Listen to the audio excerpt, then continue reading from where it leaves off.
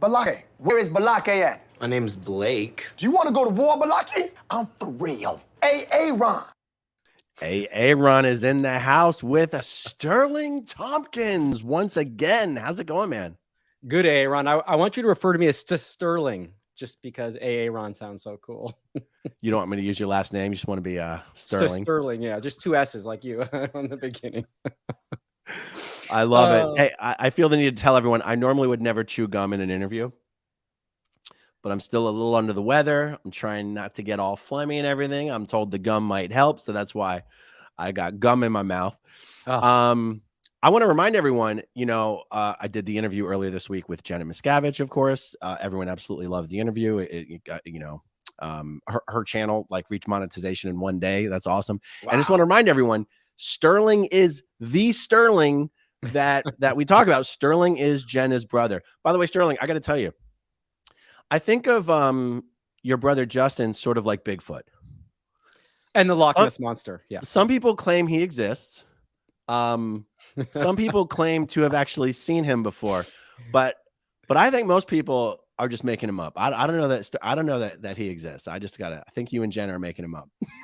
Well, I have a lot of imaginary friends, but no imaginary siblings. I think he's real. I got to be honest with you. I think he's real. He's somewhere. He has been sighted a few times, specifically playing volleyball in Santa Monica from time to time. But, that may be it. I figured he must live deep in the woods with the chupacabra and Shelly Miscavige or something, My phone's about to go off.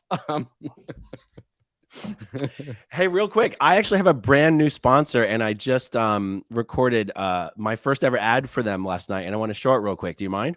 Go ahead. All right, cool. Check it out, guys. This is the brand new sponsor of SPTV. And here it is. And guys, I am absolutely thrilled to be partnering with SPTV's new sponsor, MyHeritage. MyHeritage is the leading global service for family history research and DNA testing. It is fun and easy to build your family tree and discover your origins. MyHeritage sources from over 19 billion with a B documents, puts all that information right at your fingertips to help you do this. In just a few hours, I was able to build my family tree back to my great grandfather and grandmother back in the 1800s in Switzerland before they ever even came to the United States. MyHeritage features such as instant discoveries, smart match, and record match are just some of the tools that take the information you enter into the system and match it up to the billions and billions of records to allow you to collect more information, get more records, and learn more about your heritage. For example, when I was entering information I had from my grandfather, Clement Mesley, the records match feature on MyHeritage was able to find the handwritten census records from Iowa from 1940. The tools built into the MyHeritage website was even able to find this photograph of my great grandparents together that I have never seen before. This is a photo I uploaded of one of my grandfathers. Look at how MyHeritage improves the texture, the detail of that photo. And then you can see here how it looks when they enhance the colors.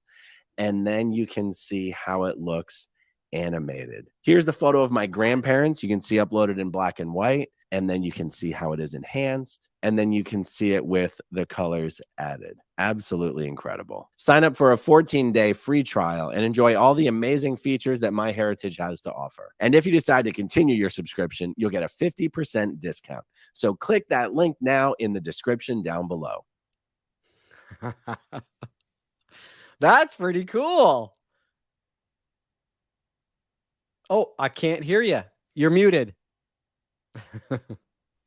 Sorry, I muted myself. That's all right. I stayed up all night making that ad, so I hope you like it. You did a good. I was hoping for a different colored shirt, but you did a fantastic job. I actually had the blue color shirt and I swapped it out just I don't know, just because. But you shot the whole thing and then swapped it out. Am I right? Oh, wait. Yeah, exactly. Now hold on. Now look, I called you out. I called you out last week. I said, hey, for all you guys who said, I don't want to start a YouTube channel. Create a channel anyway so that when you come on, I can at least direct people to it. Now, look, it looks like you've actually had this channel for a long time. You sent me a channel that you have. Yeah, I was just at one point just putting up fun content of my travels around the world and stuff like that. And yeah, I did. Yeah. I'm gonna pull it up here. I'm gonna pull it up. So you got 4 subscribers. I haven't even subscribed yet, so you're gonna have 5 immediately. You know what I'm saying? Instant upstat. Just instant highest evers. So okay, so Sterling Tompkins. Oh, you even called it at Leaving Scientology, Loving Life. What a great name. Yeah, I wanted to kind of complete you've all got these great channels. You have Janice's with the history, yours with the current content and news and even, you know, personal stories. You're a great interviewer. And so this is I was thinking my interviews with you guys make my rounds. That I can also talk about the things I've done to diminish the pain, help out, you know, continue life and do those different things. And maybe if I help 1 or 2 people, it's worth it. And plus I love doing interviews. So, you know, there's the selfish reasons for it as well. So thought I would do it. I thought I would enjoy it. And it's your fault. You started the whole thing, but a couple people had mentioned it and I thought, why not?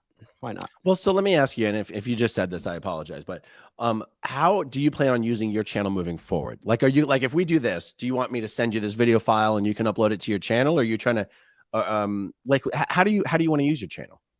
I would just when I'm interviewing with the different SPTV networks, I would just simulcast, I guess, my lives, and so you could have that content on there as well. And then I could, you know, if I wanted to do content about you know, diet, exercise, getting out, doing something different, doing traveling, my experiences there, then I could do something.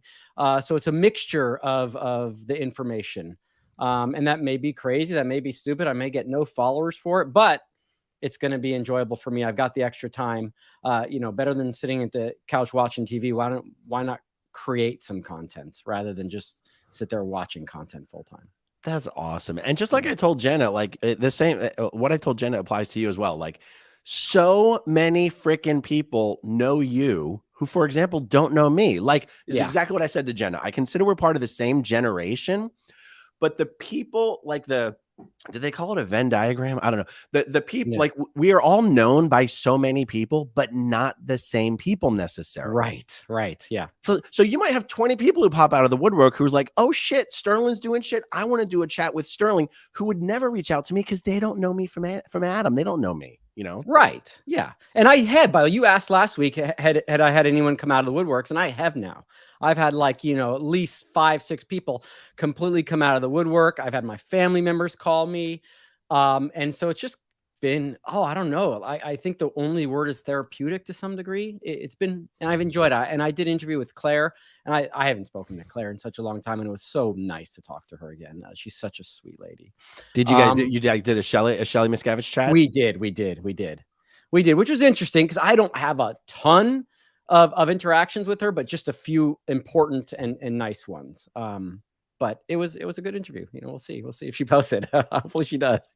You know, one thing you and I haven't spent a whole lot of time talking about is you were married to Shelly Miscavige's sister. Like, Shelly Miscavige was your sister-in-law. I mean, right? Right. She was. And I don't want to give up too much on that because it's in the interview with Claire, but she even talks about, because, you know, you talked to Jenna about how it was being a Miscavige. Did she get better treatment, and how did it work for her? And you know, the nightmare situation that was her story. And it is a nightmare. Really, some of the stuff that she talks about is tear jerking. To think that a little girl like that is being put through a sec check and cleaning a toilet. And you know what the worst part of it to me was? She didn't even know why. You didn't do anything that you could correlate this experience to at that time.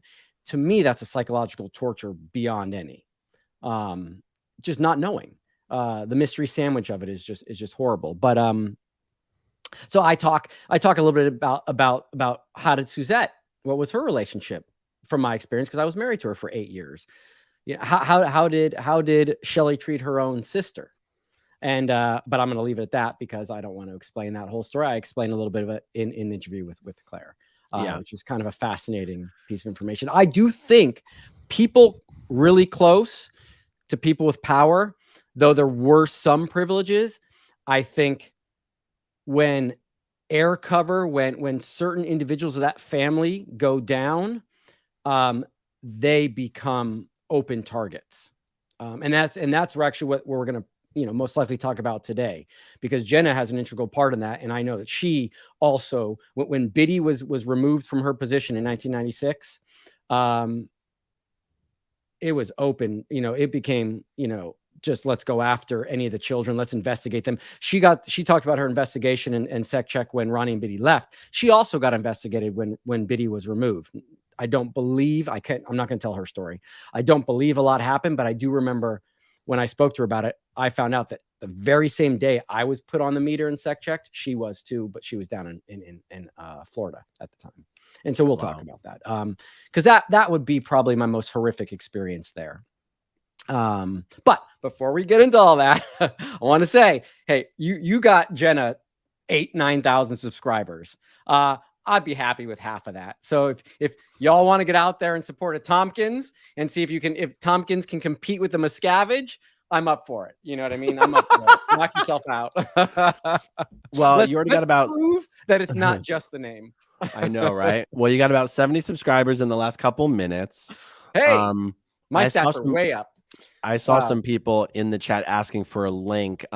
Guys, Goldie can probably post a link, but if you go to YouTube, this is what you got to search for, either Sterling Tompkins, or you can search the handle at Leaving Scientology Loving Life. Should be pretty easy to find that. Right. So I won't pick your brain about Shelly at all, but I'm curious though, you being married to Shelly's sister, did you feel that helped you at all with David Miscavige, or hurt you in any way, or was it more kind of neutral? Neutral. I don't think it helped me, but the year that I married Suzette was also the year the Lisa McPherson thing happened. So, I would imagine that not being the case, it would have been different, a little bit, right? But that was the same year, and as every channel has talked about and discussed, that's when the shit just hit the fan and stuff just went downhill nonstop from then. I mean, a lot of people have reported that the Lisa McPherson thing was a really like a pivotal change in David Miscavige's personality, his mental state, his propensity to violence. I mean, he was at risk of being criminally charged. Right. And of course, none of us knew about that at all. Oh, really? No. I didn't know anything about Lisa McPherson until after I left. So you didn't even, so you're just saying that purely with the benefit of hindsight at this point. Yes, that's right. So without knowing at the time that the Lisa McPherson stuff was going on, what did you observe? So one of the first things was, and I think I mentioned this before to you, or maybe mentioned to Claire, but when I got married, he was at the wedding at Gold, didn't come down to the one in LA. Shelly did.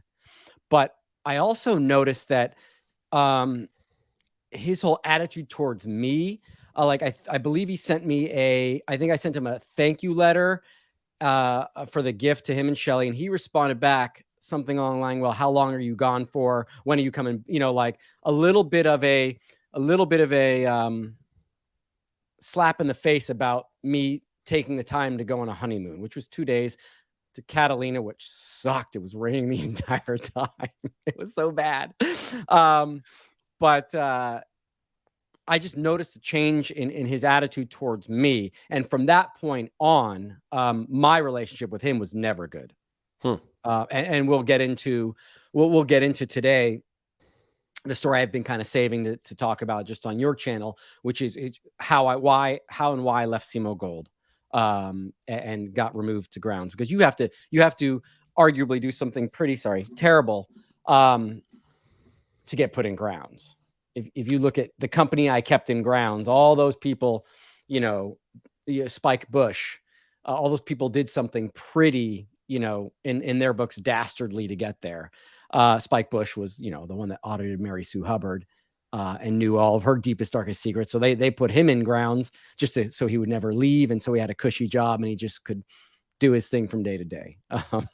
Yeah. You could do a video on Spike Bush by himself, but yeah. It's funny. I mean, I must have seen his name in some of the stories about Mary Sue, but if you had asked me 5 minutes ago who's Spike Bush, I would have said I've never heard of Spike Bush. Yeah, I'm trying. You know what? I think he gets mentioned with Jesse Prince in stories about that. So I think Mark and Janice have mentioned him several times when they talk about the Vicky Asnaran RTC, and he was in RTC at the time, and he also may have sided with her over Dave. And Jackson's told that part of the story. If you sided against Dave at any point during the takeover, you were black labeled for a long time. A quick question, and I'll try not to digress for too long here. I have been told that Gavin Potter, who's one of the guys being sued right now, one of the Scientology SEAL members being sued for trafficking, that one of the reasons that for a period of time, for a short period of time, he was actually at ASI when he was a very young man. Right. And the reason he got busted down to Bridge Publications and PAC in general is that he was one of the people who was siding with Vicky Asnaran against Dave. And I thought to myself, I thought Dave would have gotten rid of anyone, like completely gotten rid of anyone who was siding with Vicky Asnaran. For you guys who are watching, David Miscavige is known as chairman of the board Religious Technology Center. Most Scientologists have no idea that he was not the first chairman of the board of Religious Technology Center. Before him, it was a woman named Vicky Asnaran. And David Miscavige, there was more than one battle for control of Scientology that Miscavige had to wage. One was against Pat and Annie Broker. Another was against Vicky Asnaran. Do you happen to know anything at all about Gavin Potter being at ASI, getting in trouble with Dave for siding with Vicky Asnaran? Was that anything you ever knew anything about? So no, I had heard the name Gavin Potter before, but until your video, I had never known anything about that person. I don't even remember him coming up to the base for Sea Org Day when ASI used to come up to Gold for Sea Org Day. I don't even remember seeing him.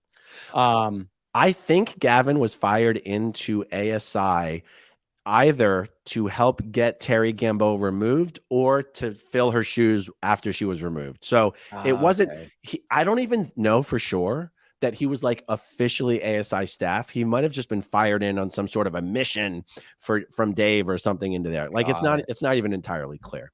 So, okay. Interesting. So okay. Yeah. Totally get it. There.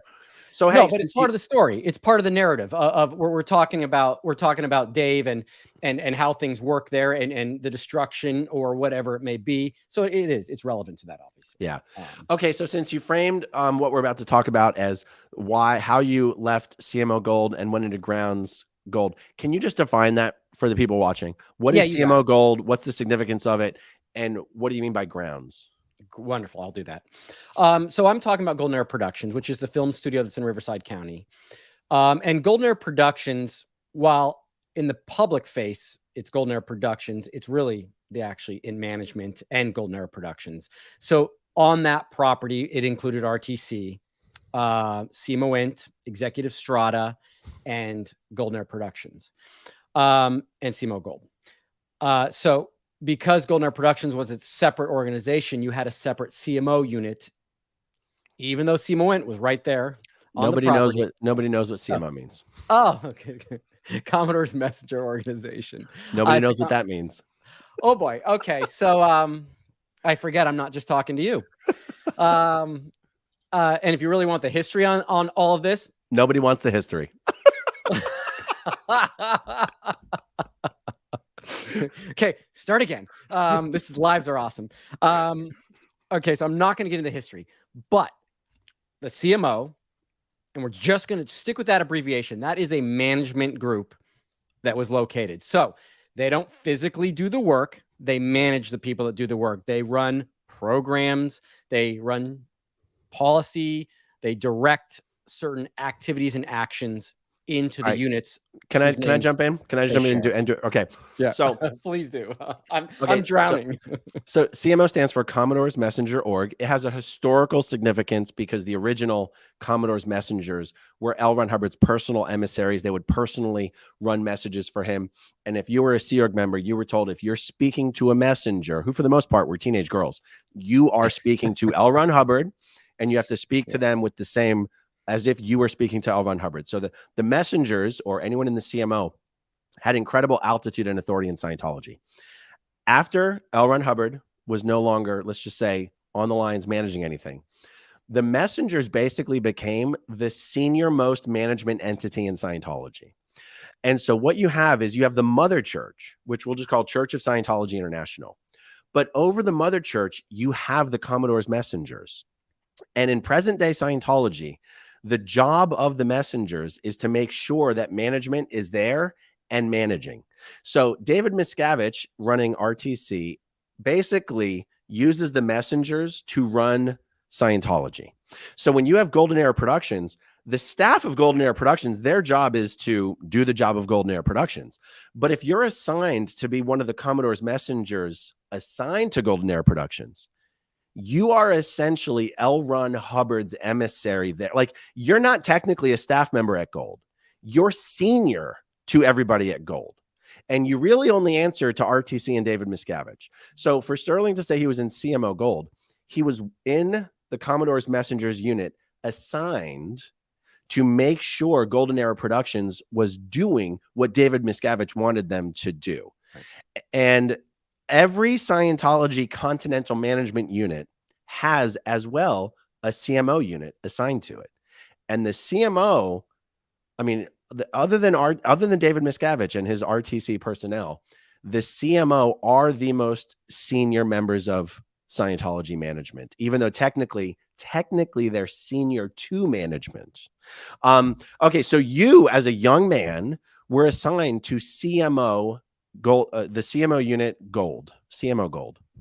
And then you got busted to grounds, which means they took you out of CMO. They put you into Golden Era Productions, and they basically made you the deputy piece of shit. You weren't even the senior piece of shit. You were the deputy, the assistant deputy piece of shit. So when you say the grounds unit, you mean you're mowing the lawn, you're trimming the bushes, you're watering that's what you mean by grounds, right? The grounds crew. That is what I mean. I was in trees officially, but that is what I mean by grounds. Trees. Your official job was trees. Yeah.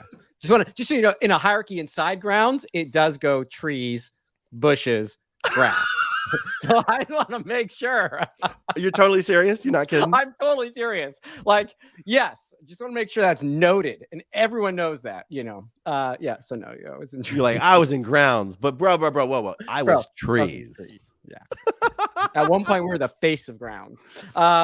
You are so good at explaining this. So, I mean, and by the way, has no one gotten a copy of this Sea Org Scientology command chart? It must be floating around. I do have one. That would be fantastic to pull up, because then everyone could really visually get the concept, even though the names have changed. Yeah, I'll try to do it in the background, but I can't stand dead air. It makes me very anxious. Not today. I'm just saying at some point it would be okay. Yeah. Great explanation, by the way. Thank you for clarifying that. Okay, so but this is the story that you really want to tell. How what's everything that transpired where that got you busted out of CMO Gold and into grounds crew? Yeah, it is a story because it's the part that was most traumatic. It's the part that stays with you the longest. It fits into the narrative of just how, you know, young people or children or young adults are treated there, and it's the most insidious side of Scientology and the Sea Org to me. Well, you had my interest, but now you have my attention. No, I think it's the other way around. You had my attention, but now you have my interest. Yeah, because do I even know this story? I don't know that I do. No, you don't. Damn, keeping secrets. Yes. No, I saved it I didn't save it, but it was too much to talk about in the beginning. There needed to be a backstory of just about where I came from and where I've been. But this, and I know people, and I started off with this, you know, bubbly stories about things I liked, and I'll do that. But this would be the traumatic one for me. This would be Jenna's equivalent to what Jenna talked about when her parents left and what she had to go through and trying to split up her and Dallas. This would be my most memorable trauma. We'll start wherever you'd like. Yeah. So I was married in 96 while I was in CMO Gold. Okay. Just previous to being married, I was on a small project to handle a few disaffected Sea Org members and staff on that base. Disaffected, by definition, would be someone that had become disassociated or angry with the organization or had bad things to say about the organization while they're still there. And so there was a group of people over at a location on the base called OGH, which was just an abbreviation for Old Gilman House. But it was a location where they would send staffers that needed to do labor, needed to correct something about their life, or were in trouble. So I believe I was 19 at the time. And I was assigned to cull through some PC folders and SecCheck KRs of these various individuals, all of which were long-term veteran Sea Org members, Scientologists, and highly posted at one point. And so again, as everyone knows, I was just a kid. I was in over my head. The highest position I'd held before that was the pool IC, and picking up shit from peacocks. So I was a little sleep deprived. There's pressure, and here I am reading through these SecCheck KRs, and for that, the interrogation reports, essentially, hours and hours of them, and I was culling through those to find black PR lines or negative comments about Dave or L. Ron Hubbard or Scientology. Can I ask you a question now? Yeah. So at this point, you weren't going through these folders like looking for things to blackmail them with. You were looking for things they needed to be handled on, right? Exactly. Okay. Yeah. So no, this wasn't an OSA operation.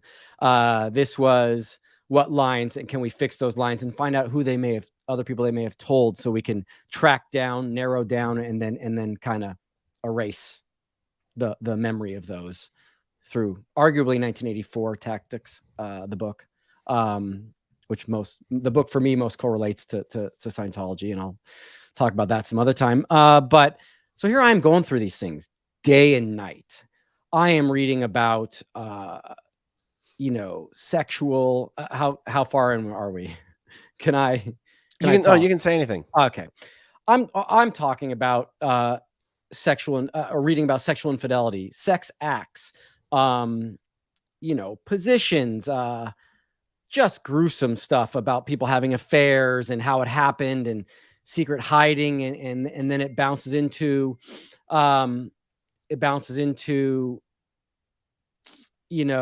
evil purposes. And I don't know if you've explained that on your channel, but what Scientology would define as an evil purpose is some sort of aggression or antisocial thought you have towards the primary figures in Scientology or the Sea Org. And really what that means is Dave Miscavige and L. Ron Hubbard, because it doesn't really apply to anyone else. If Aaron wanted to punch another staff member, they wouldn't consider that an evil purpose. But if you thought about punching Dave Miscavige, then that would be an evil purpose. And seriously, there's a lot of evil purposes going around if that was one of them. So imagine being inundated with that information. Here I was 19. I'd never had a girlfriend per se. I'd been interested. I'd never had sex at that point. And I'm reading about this stuff day in and day out, just trying to locate these negative thoughts or stuff like that. And it got into my head. It really kind of messed me up and put me in what you could only describe today as a psychosis or just a bad headspace. And no condition, no way, no scenario should a 19-year-old kid be put to read those things. And I was a very happy-go-lucky guy, so you can imagine this took a big toll on me. And at one point while reading through these, I kind of had the thought, I goes, well, wow, what if someday I had a thought like that about Dave or L. Ron Hubbard, and the thought kind of crossed my mind, like just a thought of, what if I wanted to hurt Dave? And saying it now sounds absurd because I'm not a fighter. I'm not that type of person, but I just had that thought. And this is part of the mind. It's just like someone saying, try not to think of a purple elephant. It's like, well, obviously I'm now thinking of a purple elephant. Exactly. Right. Exactly described that way. Well, I also was acutely aware that having a thought like that made you a bad person or would put you in that category. So then I'm trying to fight it. So then I'm in my head, I'm trying to fight. Well, I can't have a thought like that. Well, what if I did? Well, what if I didn't? And at some point along the line, just after I finished that project and before I got married, I I was in a motorcycle accident. And so when you get into an accident, it's an absurd motorcycle accident. I'm going to tell that real fast. We drove these little 110s around. I think Mark talked about it. It's like a cross between a scooter and a motorcycle, whatever. I was able to drive around one of these 110s, 110cc. That's what it's referring to as a Honda. And I was out at what was the qualifications location. They had a trailer, a double wide trailer. And at the end of one of these double wide trailers, there was a wall banging AC, a wall banger. It's the air conditioning unit that you just put in the wall. One side is outside so it can exhaust the heat, and the other side's inside and it cools the room. Well, I had spun the bike around to make a fast exit for whatever reason, because I was a 19-year-old hotshot. And I got caught in a rut, and I ran directly into that wall unit. The motorcycle went underneath, and I just face planted this thing. Yeah, face planted it and got flipped off the back of the bike. Ironically, the only thing that happened was I got a little scar on my chin. I managed to flip my head back at the same time to protect the moneymaker. And and so I had stitches, but I went in session. And this came up. This little thought about Dave came up. Nothing happened for whatever reason. Nothing really happened. I then got married.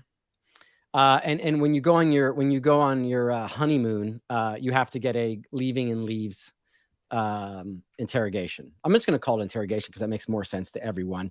Leaving and leaves is just a stupid word, but it really just means if you're going to leave the property for any amount of time over a day, you're required to get interrogation to make sure that nothing is happening that may make you just want to escape when you leave. Yeah.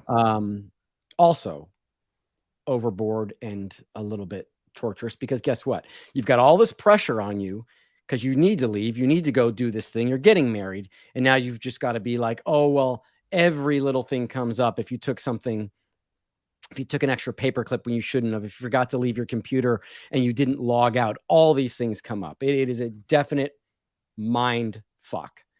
Anyway, so it comes up in that interrogation, this thought thing again. But for whatever reason, probably because I was marrying Suzette, and that's Shelley's sister, they didn't really dig into it. They let it go.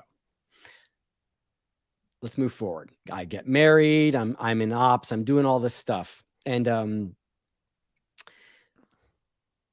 one day I get called aside from everyone. And I get, Sterling, you need to go report down to RTC for an interrogation. And I'm like, okay, I have no clue what's happening.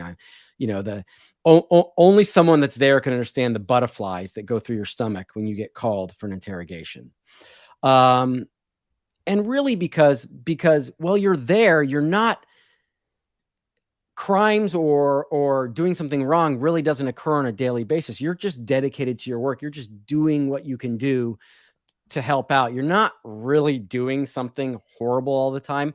And maybe there was some instances of people cheating on their wife or maybe stealing something from the canteen. But on a normal day, that's not what exists. And you don't really think about those things. So when you go in for an interrogation, you go into a defense mode and an internal mode of, what did I do? What could I have done? What did I do that I forgot about? Because on a day-to-day basis, you're just rolling with it, right? You're just doing your job. Yeah. So I get called in for an interrogation. And I don't know at the moment I go in what it's about. Later on, just so we're clear what this is connected to, is that my mom, Biddy, she had been in Florida for the longest time running projects and doing different things there. And she had been removed from post and there was an instance of infidelity at the time. And so, with Dave, that was a big no-no. And that was like, anytime that happened to any staff member, that was grounds for just everything going downhill. So did that blow up with Biddy and Clearwater around 96 ish? Yes. Yeah. Well, it was the middle of 96. It was after Sierra Day 96, or I'm not going to get the dates right. So late 96. Late 96. Yeah. And And so what I didn't know at the time was I was being interrogated because of that. What did you know? Did you know that Biddy was doing something? Did you know anything about her? Do you know about her? And so I was being asked these questions that were like, I didn't understand at first. Like, whoa, what's happening? Well, when I didn't have any answers for that, what's the next thing? They're going to just start making up. Right. Yeah. Someone's going to be giving them a list of things to ask about. And I will never forget this, but this was the first one that just offended me and shocked my system. The question was, and this is gruesome. The question was, did you mess around with your sister Jenna? Did you fuck your sister Jenna? Did you do any of these things? And I'm sitting there going, what? Did I really just got asked that question? Like, I could not believe it. I was like, no, I got offended. You know, I started looking back going, what are you even asking me this question? And this was a person that I'd known for a long time that I even respected. It was a lady. So I was just like, what is happening? That's the point when it became like, this is a dream. I'm imagining this. This can't be real. And then the line of questioning went into my dad. The question was, did your dad molest you when you were younger? And pointed questions around that. And again, I didn't have anything on this. No, these things didn't happen. Of course not. Are you, sir? That's my sister. Like, I mean, I remember the thought process going, that's my sister. What are you talking about?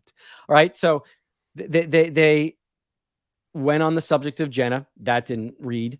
They talked about my dad. That didn't read, because they're going for this horrible piece of information. That's what they want. They want this one damning thing. And I can only imagine that it was Dave that told him to do it. I was going to say, Dave is the one who's behind all that sort of sick shit. He is obsessed with weird sex stuff. 100%. And so Greg Wilhair was involved in this pretty intricately. And of course, there's no one else in the world that could have told Greg Wilhair to come down and do that but Dave, except for maybe Shelley. But I would imagine that Shelley wouldn't go into something that deep. I could be wrong, and I'd hate to hear that at some point it was her, but I'm going to imagine, because mid-interview, and I did this interview for 3 days straight. It was horrific. But the first day was mostly about these things. And it was also about, they even asked questions. Can you imagine this? I've been married for about 8-9 months. They even asked questions.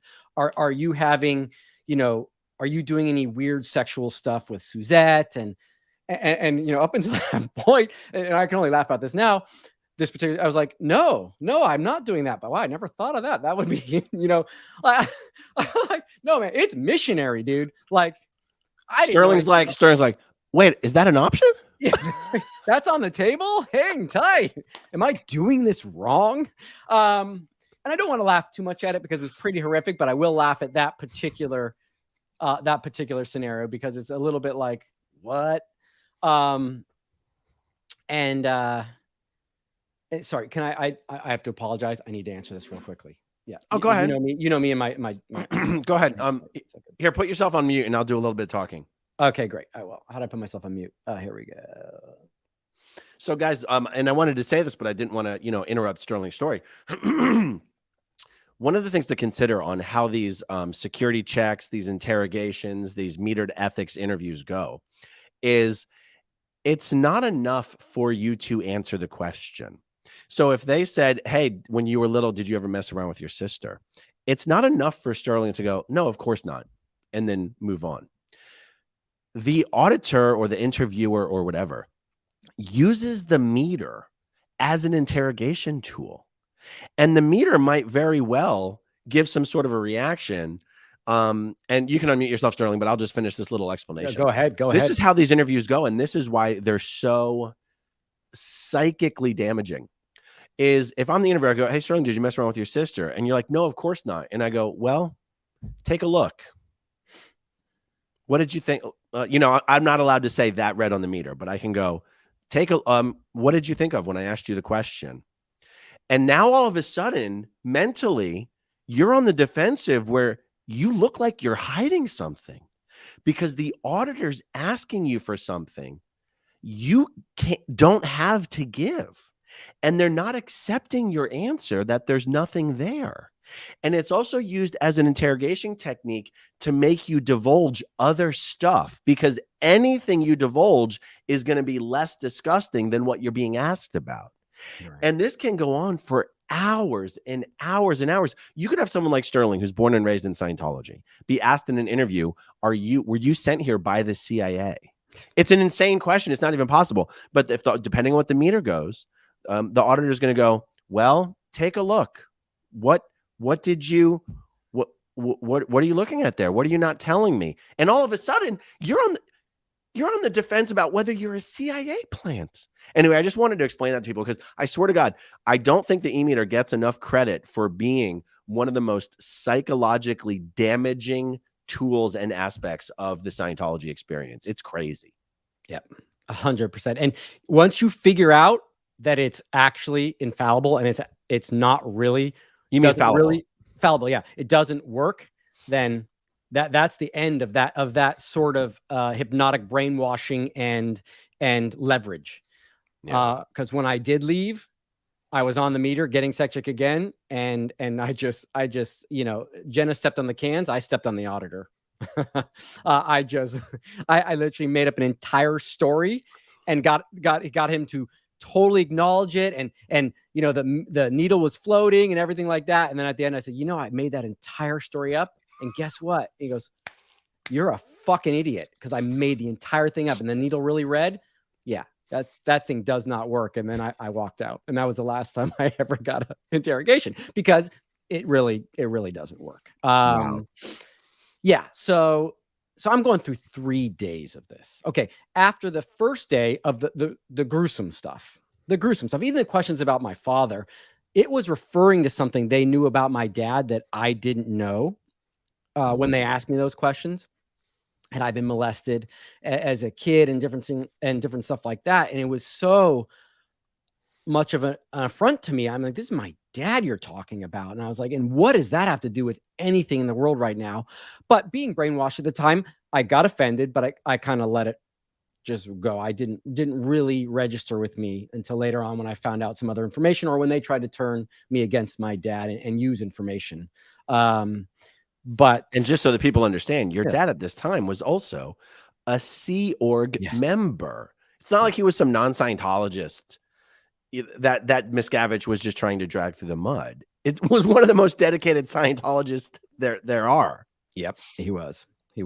And you're gonna have to ask Jenna this next time we talk to her, but I think she got interrogated at the exact same time. And I remember her talking about it with me, because I remember my reaction to it, going, wow, that happened to you too at the same time. And it was brutal. And I think it happened to Justin as well, but I don't know. I'd have to ask him in a new unit of time. I'd have to ask if that is something he remembers or experienced. Okay. Day 2, going hardcore on this. It's affecting me, but I'm still happy-go-lucky. I'm still just, I'm going to pull this. I'm going to make this a positive somehow. Well, nothing's coming up. They really want to know. They tried all the sexual stuff. They tried the stealing. They tried everything else. They know there's that little bit of thought that happened that one time about Dave, because I was doing that project. But they're determined to find what was behind that, why I would have had that thought or something along that line. And I remember, I'll never forget this. Greg Wilhare came storming in the room in the middle of my interrogation.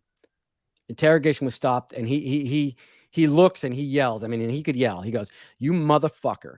If you don't come clean right now, I'm going to chop your fucking legs off for the rest of your life. You're never going to survive anywhere. You're not going to be able to do a single goddamn thing. So come clean right now, or you're fucking toast." And I mean, and he said it so violently that my system was shocked. And you have to understand, he was number 3 at this point in Scientology. And that's the conversation I'm having with someone at the age of 19. And this is Greg Wilhare, who knows me since I was a baby, whose son was one of my closest friends, who was there when I was raised, and he could turn on me like that. Now, at the same time, I realized this later on, Biddy was his boss before this happened. Biddy was Greg Wilhare's boss? Yes, she was. She was DIG. Yeah. Yep. I did not know that. Yeah. She was. Holy She was. shit. Yeah. Yeah. And that ties in a little bit to Jenna's story too, because it, and again, I want to, someone can correct me if I'm wrong about this, but you met Jenna doing the Key to Life course in yeah. So she was there because Biddy had enough pull and power to say, I want my daughter here because I haven't seen her in 5 or 6 months. Right. So I think that's I think that's why Jenna was there. I'm speaking from my experience, hearing about it from third person, but I believe that Biddy had enough pull at the time saying, hey, I want my daughter here. I also believe that when Biddy was demoted or removed from her position, I think a lot of people went after Jen, and I think she spoke about that in her book. You know, all of a sudden she had Jenny Linson down her throat and different people just going after her because they're like, oh, you don't have that protection anymore. You're open to whatever. And I believe that happened when Biddy was removed from her position. She no longer had that air cover. So basically, once Biddy fell out of favor with David Miscavige, it was open season on Biddy and Ronnie's kids. Yes. In my experience, for sure. I don't want to speak for Jenna, but I believe she even spoke about that in her book. That it was, yeah. Wow. Yeah. Okay, so what happened? What happens after this Greg Wilher thing? Okay, so eventually they get to this point where nothing's coming up, and I think they had to create something. So they do a group-wide interrogation form. We called it interrog, but it means it's short for interrogation. It's where you issue a set of questions to an organization about a particular individual, and everyone fills that form out, and then they collate it based on the answers. And well, it's like it's questions about me. Did I say anything about Dave? Did I spread black propaganda about Dave? Did I say anything bad about him? Well, of course, if it's just about me, everyone's going to remember whatever I said ever about Dave, whether good or bad. Now, of course, most of it was good, but guess what came up? In 1993, the Philadelphia Phillies were in the World Series against the Toronto Blue Jays. And I was in the pool IC at that time. And so you were the pool in charge? You were in charge of the pool? I was the pool in charge. I was up cleaning L. Ron Hubbard's pool at Bonneview before it was renovated. And I would take a little radio, and this time like a tiny little radio because it was the World Series, and I would listen to the games. And I remember coming down one time talking to my boss at the time. His name was Jeff Mullins, and saying, man, I forget, someone had told me, or I'd heard that Dave was at the World Series. He did go to the 1993 World Series. And I remember saying, man, Dave's there. God, I hope he brings me back something, or I wish I was there with him, or something along those lines. That's all I said. I said that Dave was at the World Series, and I forget how I knew that, but I knew that. Maybe my mom, or maybe Ronnie told me or something. So that comes back as in the interview, did you tell people that Dave Miscavige was at the World Series? I'm like, yeah, I did, but he was at the World Series. Were you upset with him that he was at the World Series? I said, well, yeah, I thought he should have brought me back something. He kind of knew I was a baseball fan. I'm a kid. I'm a naive kid, right? And I also at this time I knew that he had a motorcycle, a car, and I didn't know the difference. I still really didn't grasp the difference between him and everyone else, except for that he was COB. I didn't get why we couldn't have a motorcycle, we couldn't have a car. And I think I'd made that comment to someone. I'm like, Dave has those things. Why? I wonder why I can't have a car. I would love to have a car. And well, that got turned into me black PRing Dave. And for that, I was removed from SEMO Gold and sent into the grounds department because, well, but here's the real truth of it. They had to have something. And when you got this squeaky clean 19-year-old kid, what are you going to have who only knows about missionary? What are you going to have on me? Right? I didn't have anything. And I love sports and all this stuff. And that's all they could have. But what's crazy about it, Aaron, is that after those 3 days, they're like, okay, you're done. We're going to figure out what to do with you. On the 4th day, I remember going back and I was like, well, I'm restricted to the base, but fine. But I knew that on every morning, SEMO Gold would get about an hour of exercise when exercise still was a thing at this property. and it was from like 8:30 till 9:30.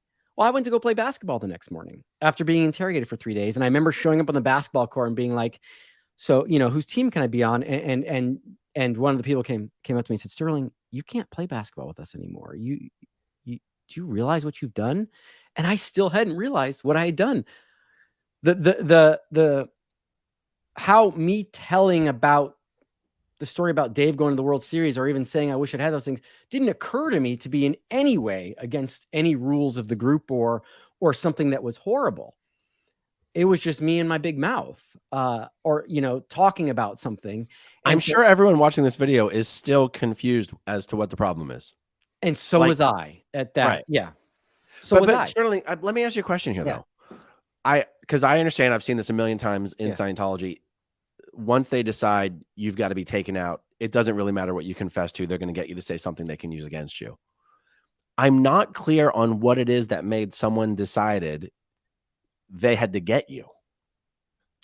I'm gonna guess it was the betrayal of Biddy to Dave for doing what she did, and I was just one of the reminders of her. The same way that I think when Jenna spoke about her story, she said she was hidden in the bathroom and had to clean in the bathroom so he couldn't see her, even though she hadn't done anything. Yeah. But that leads back to Dave's nature, and that is David Miscavige. That's right. I mean, for anyone who didn't see the interview with Jenna, she said that during this time after her, if I recall Jenna's story correctly, that the period that she was talking about isn't when Biddy got in trouble in 96. It's when Biddy and Ronnie Jr. were leaving the Sea Org. Yes. And Jenna was taken off of her post. She was assigned to interrogations. She was assigned to physical labor. And she had to eat her lunch in the bathroom because nobody wanted David to walk by and get upset because he saw her. So again, it's one of these things to confirm what you're saying. It certainly does seem that once David Miscavige, in this case, Biddy Miscavige falls out of favor with him, he doesn't even want to see her kids. He's such a fucking psycho. 100%. And just so there's Mystery Justin, there's Jenna, there's me. Okay. Jenna looks like, can we call him Bigfoot Justin? Bigfoot Justin. Oh, he's going to argue that he has bigger feet than me too. Let's not do that. That's one of his favorite things to say is we'll call him Chupacabra. Chupacabra Justin. Jenna looks like Ronnie. I mean, blonde hair, blue eyes, shorter in stature. She resembles Ronnie to more. Justin looks like Bigfoot. I actually, he's going to kill me. I can't wait to hear our phone call later. I actually resemble and in demeanor am a lot like Biddy, including the face of what the fuck are you talking about when someone's telling you something that just seems absurd.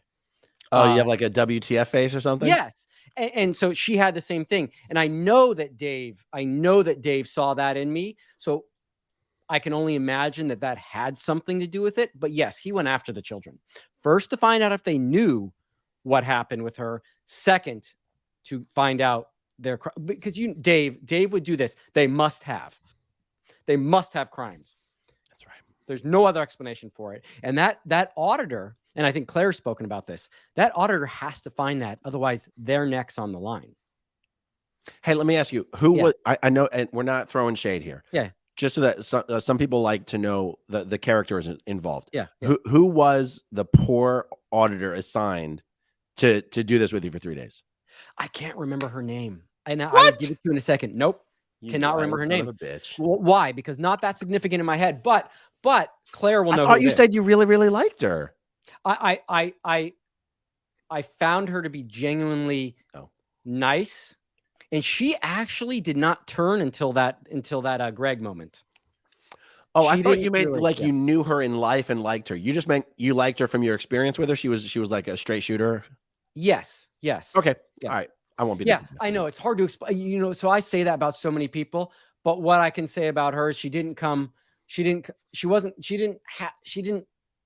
none of what she was doing in the beginning seemed personal to me. Mm-hmm. She didn't turn it on until Greg Wilhair came in there. Mm. Everything up until that point was, I get it. You're trying to answer my questions. I feel for you. And I don't want to forget this. The worst part of that experience for me was being in the room, trying to answer the questions and not having an answer for the questions, but knowing my only way out was to answer the questions. That is worse than the door being locked, because I could have overpowered her and walked out of that room if I wanted to. But knowing that I couldn't leave and I couldn't get out until I've answered the questions, which I didn't have an answer for because there wasn't one, was torture. Wow. Was complete torture. And that feeling I'll never forget. And that's why when I read Leah's book and she talked about her getting sec checked and having to do the truth, or interrogated and having to do the truth rundown, I believe, and other stuff, that's the feeling. That's the moment when I was there that creates the little bit of burn, the little bit of anxiety, the little bit of anger inside of me, because that moment and those moments later on, when you have been put in that position, to me are just torture. And to this day, if I have a question directed at me in any sort of hostile or interrogative form, I have a reaction to that.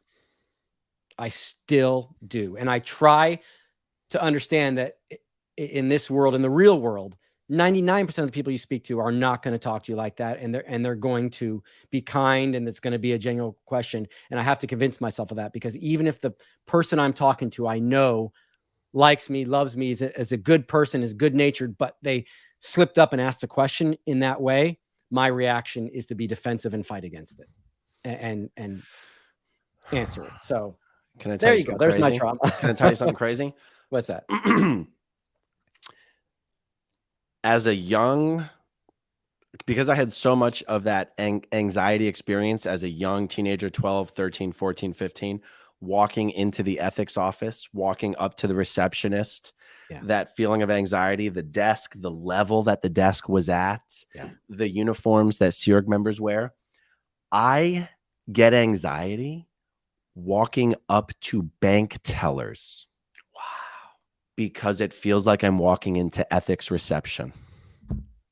And that's a real thing, man. I feel like I have to be very nice, very polite. Oh my God, my future depends on this person liking me or being happy with me or thinking I'm okay or thinking I don't have anything going on with me.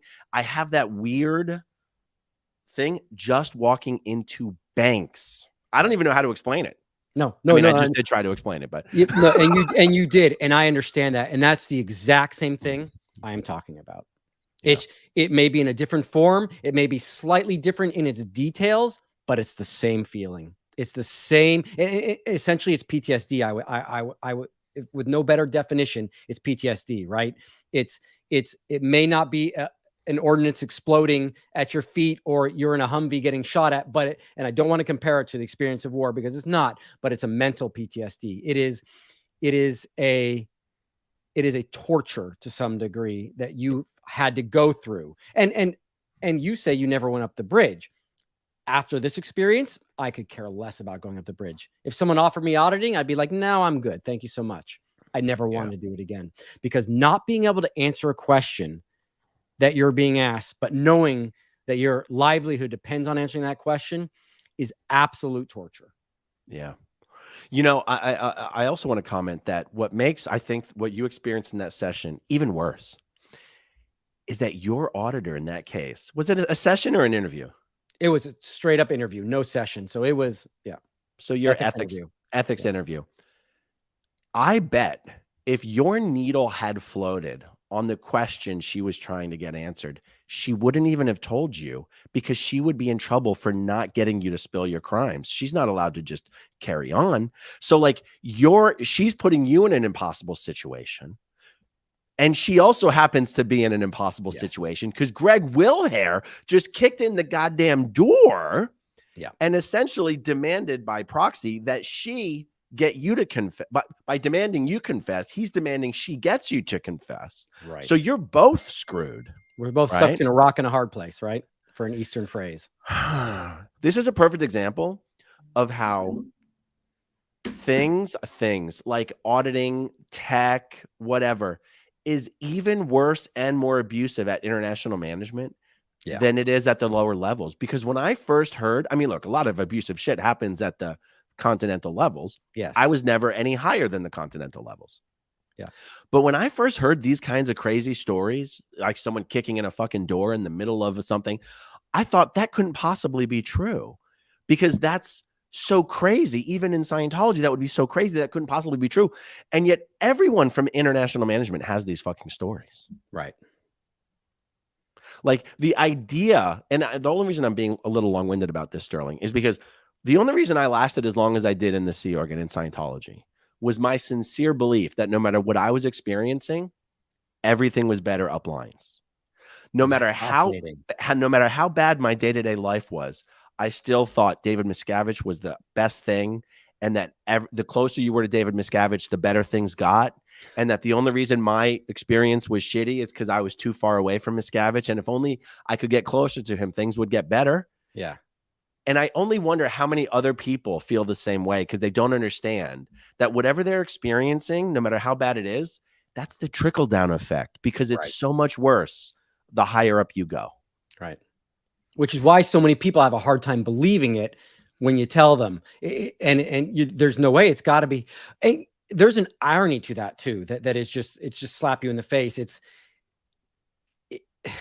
you look, okay, like if you look even at the gold property, it is a paradise. It could have been so good. So awesome. I mean, in PAC, you guys didn't even have a place to exercise, right? You didn't have a basketball court. We had running tracks, lakes to swim in, pool to swim in, basketball courts, volleyball courts, softball fields. It was golf courses. It was outrageous. But there's the other torture. We couldn't use the stuff because of Dave. It's like, let's just dangle this in front of us. I mean, it could have been so nice, but it wasn't. And I totally get it. It's like, I was there and I'm like, the last 4 or 5 years I was there, we didn't have Christmas minus a 45-minute dinner. And I'm a big Thanksgiving, Christmas guy. I love those holidays. They are my favorite holidays. I do not like Halloween. We won't dress up for that. Love 4th of July, but still not the same as Christmas and Thanksgiving. And we weren't having those anymore. And I'm starting to go, man, this just sucks. But you know what? Next year it's going to get better because we're almost there. And Dave may be working on it. And even though I knew he was a psychotic little bitch, that I wanted to believe that it was going to get better, but I somehow knew it wasn't going to get better. And it just took a few little instances, a few little things over the last 4 or 5 months I was there to get my mind to go, fuck you. Because I ain't doing this the rest of my life. I was here. I could have the minimal amount. I could play sports and I could do my job. Sleep deprivation, okay. I could handle all that stuff. But once you started taking away the Christmases and you couldn't even, it got so bad, you couldn't even just work anymore. You couldn't put your headphones on and just do a job to keep yourself sane because Dave was thinking of some reason why you must be interrogated or you must go off and do this, or everyone at the base is an asshole. And he somehow found the need to tell everyone that. It just became unbearable. It was unbearable to be there. Did you get to the point where it felt like, or did you get the sense that Dave almost seemed like it was his job to make people uneasy, anxious, unstable, uncertain? Not his job, but like he relished it. That was his normal. Like he wasn't happy if everyone was happy. He was happy if everyone was off kilter, nervous, anxious, not knowing what might happen next. I mean, did you get to the point where you were like, this guy seems to want things to be bad? Yes, I was. And I can only say that from like his love of using the phrase, they scattered like cockroaches, is what he used to say when he'd walk into a space, but he said it proudly. Like, I walk into a space and they scatter like cockroaches. And you know what? I was lucky because I was a fast fucking cockroach. I stayed away from. I knew that no matter what, man, if I walked into a room, he would single me out every time. I'm not doing this.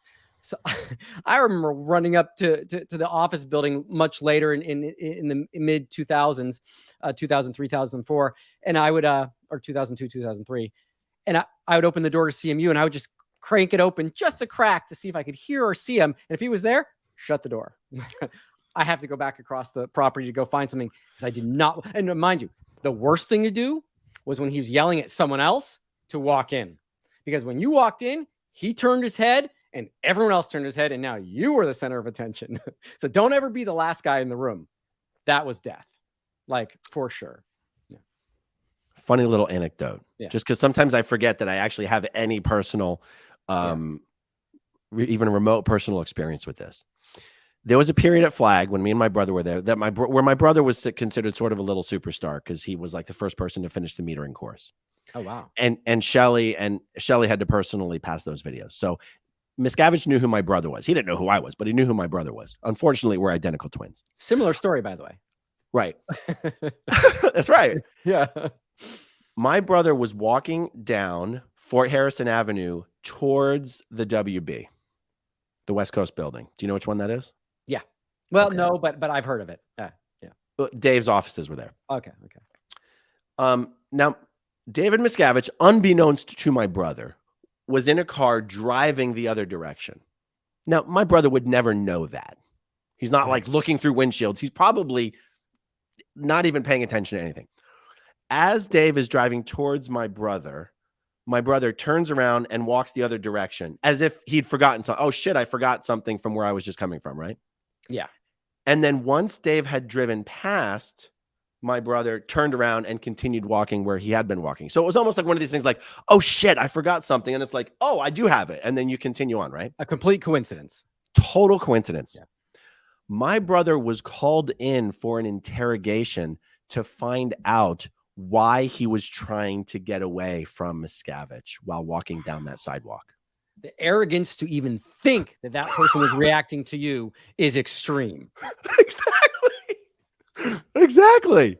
And that's Dave. We're talking about a 14-year-old fucking kid walking down just doing exactly what he was supposed to be doing. Yeah. Nothing weird or suspicious going on. But Miscavige sees him, pull him in and find out what he's hiding. What does he have to hide?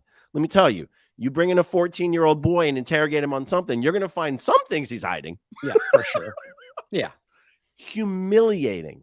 And imagine also the pressure, the psychic pressure of being like, the head of the Scientology religion thinks I'm hiding crimes. Yep.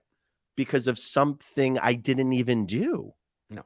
And a kid at 14 can't handle that. I don't care how tough you are, who raised you, if your parents were military, you're not going to be able to handle that sort of pressure because there's no equivalent to it anywhere in the world.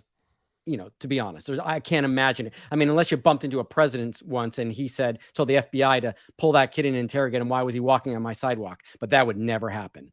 Right. Right. So, and Dave in the church, in the Sea Org, arguably more powerful than the president would be to the common citizen in the United States, because the proximity is always much closer. And he was abusive. It's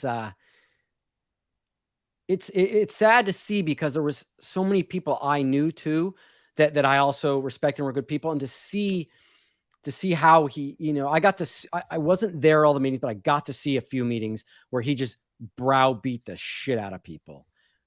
Dan Coons and Jeff Hawkins and people that were just trying to do a good job there. And it was sad to see that. It was sad to see that. I don't know. I can't not read those. That's okay. But yeah. And I think I meant to say this before. Look, at anyone that watches SBT, I want you to know that any of the stories you've heard about Dave, that I've either been there and seen, or heard stories where I wasn't there, but I've heard people I know tell the stories. You're not getting exaggerations. That's not happening. They are telling the truth. What you know about this guy is what they're telling you, and it is true. And even Leah's story, about how Dave tries to come in and be the, I didn't know that was happening to you, Leah. I didn't know you. Oh, that's bullshit. That dude knew everything that was happening. He absolutely knew. There's no question. He knew everything, and he must know everything, and he had to know everything. And he probably drank his scotch at night while reading other people's interrogations. And I think even Tom DeVock mentions that, you know, he would read at the end of the night, he would read these interrogations and get his jollies off of him or his joys off him. He's a sick individual. He generally does seem to enjoy inflicting emotional pain on others, and obviously sometimes physical pain. But I think, you know, Miscavige isn't just going all around the world just kicking the shit out of people. I think 99% of the pain he inflicts on people is emotional and psychological abuse. Yes, I'd say. And you got to do the math. If any of you are watching SP Network and you're wondering, is this true? It doesn't make sense. I can't put together the information that he's leading this great religion that's expanding like no other, and he does these things. Well, just ask yourself, how many people that worked with L. Ron Hubbard still work with Dave, and how many of those people he's gotten rid of, and how that could be possible, unless Dave is better and smarter than L. Ron Hubbard and knew people better. And I don't think L. Ron Hubbard knew people at all either, but let's just do that math for a second. How can it be that someone has had so many people work for him leave? Can only be one explanation, because it's not that there's 2.5% of the people that leave, because I think it's about 75% of the people leave that ever work under his tyrannical, lead.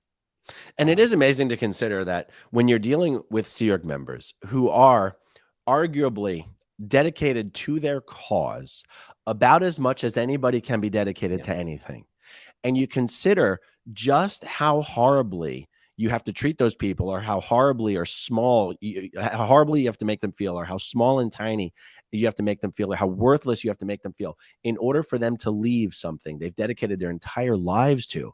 That's why some people question whether David Miscavige is even a true believer. I think he is a true believer. Or whether he's really trying to expand Scientology. I think he is trying to expand Scientology. He's just so, whatever the word, whether you want to say psycho, crazy, stupid, sadistic, whatever, he is sowing the seeds of his own destruction. I feel like if he just treated people 10% better, nobody would ever leave. But he's so dedicated to treating people as horribly as he can. That it can't, you can't. Yeah. He had a winning lottery ticket as far as dedication and staff goes, and he blew it. He really did, because it's exactly what you say. The dedication level, the amount of the camaraderie, the teamwork, the esprit de corps that existed there was outrageous. And in the good moments, when it was for a good cause and you feel like you were actually helping, you felt like $1 million. But this guy could tear that down with 2 words. And he enjoyed tearing that down with 2 words. Yeah. He has a Napoleon complex, right? And I want to clarify, by the way, because I am, former family member, knowing people. I've talked to several people just to verify his height. And I don't want to height shame anyone, but I know several people that know every square inch of Dave. And he is 5'4", I've been told. 5'4". Long or wide? Someday it'll be wide, but long. Now that's 5'4", and I have no verification of the size of the heel of the shoe he is wearing. So you're if you're a betting man, you're saying Dave is 5'4" without his magical boots. If I'm a betting man, I was going to put money on it. Yeah. Something about your story is, what's interesting is that he went in there hoping he was going to hang you with something about wanting to cause him harm. And he couldn't even make that stick. So all he could get to stick was something you said one time many years ago about him going to the fucking World Series. Yeah. And what's wild to me is that when you say this was an incredibly traumatic thing for you, it seems to me that it's not because of what they hung you with.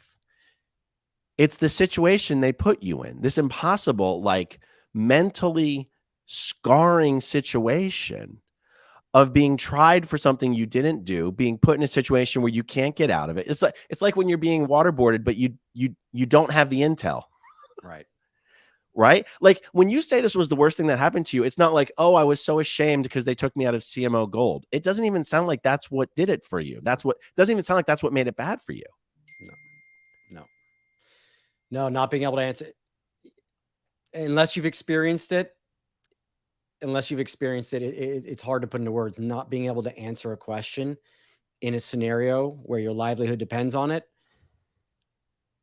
is not an easy thing to do. I mean, I can still remember the lighting in the room, the color of the desk. I can't remember her name, but but that's me. By the way, I'm terrible with names.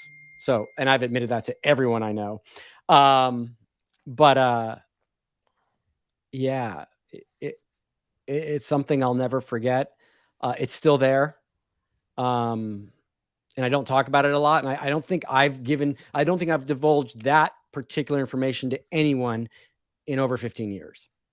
I maybe told my story to people when I first left or a couple of years after I left. You know, I talked to Mark about it for sure. I talked to Claire about it. I probably talked to Jackson about it.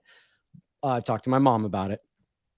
But I don't think I've discussed that particular part. That is what tore me up the most. For sure. That really tore me up. And that was my experience with him. And, you know, and I never recovered from that. I was always looked down upon or in the shits from that time moving forward. Always on edge, always on guard, always, you know, people didn't post me in certain areas because Dave might frequent that area more. Being in grounds, I was easily, you know, I could just go behind a bush and hide, you know what I mean? If he was coming around or I was out doing something. It was, yeah. That was the idea that, and I try to put myself sometimes in the shoes of any under the radar Scientologist or soon to be under the radar Scientologist who watch this stuff going, how is what they're hearing different from what they would expect? And, you know, most Scientologists think that David Miscavige is just this amazing, benevolent monarchist, right? This benevolent monarch. Yeah.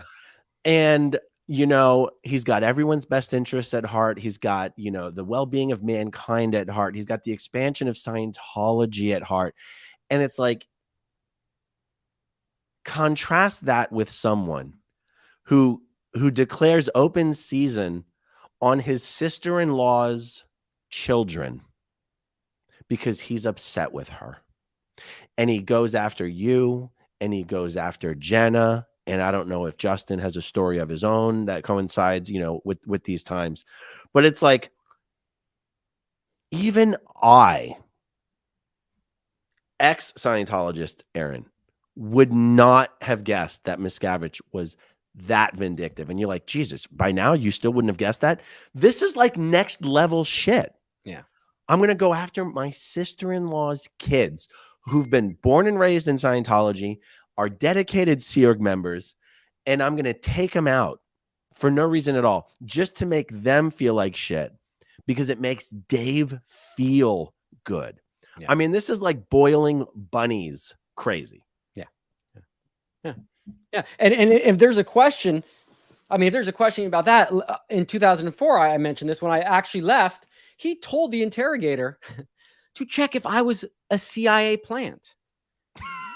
This is the person running your wonderful religion, people.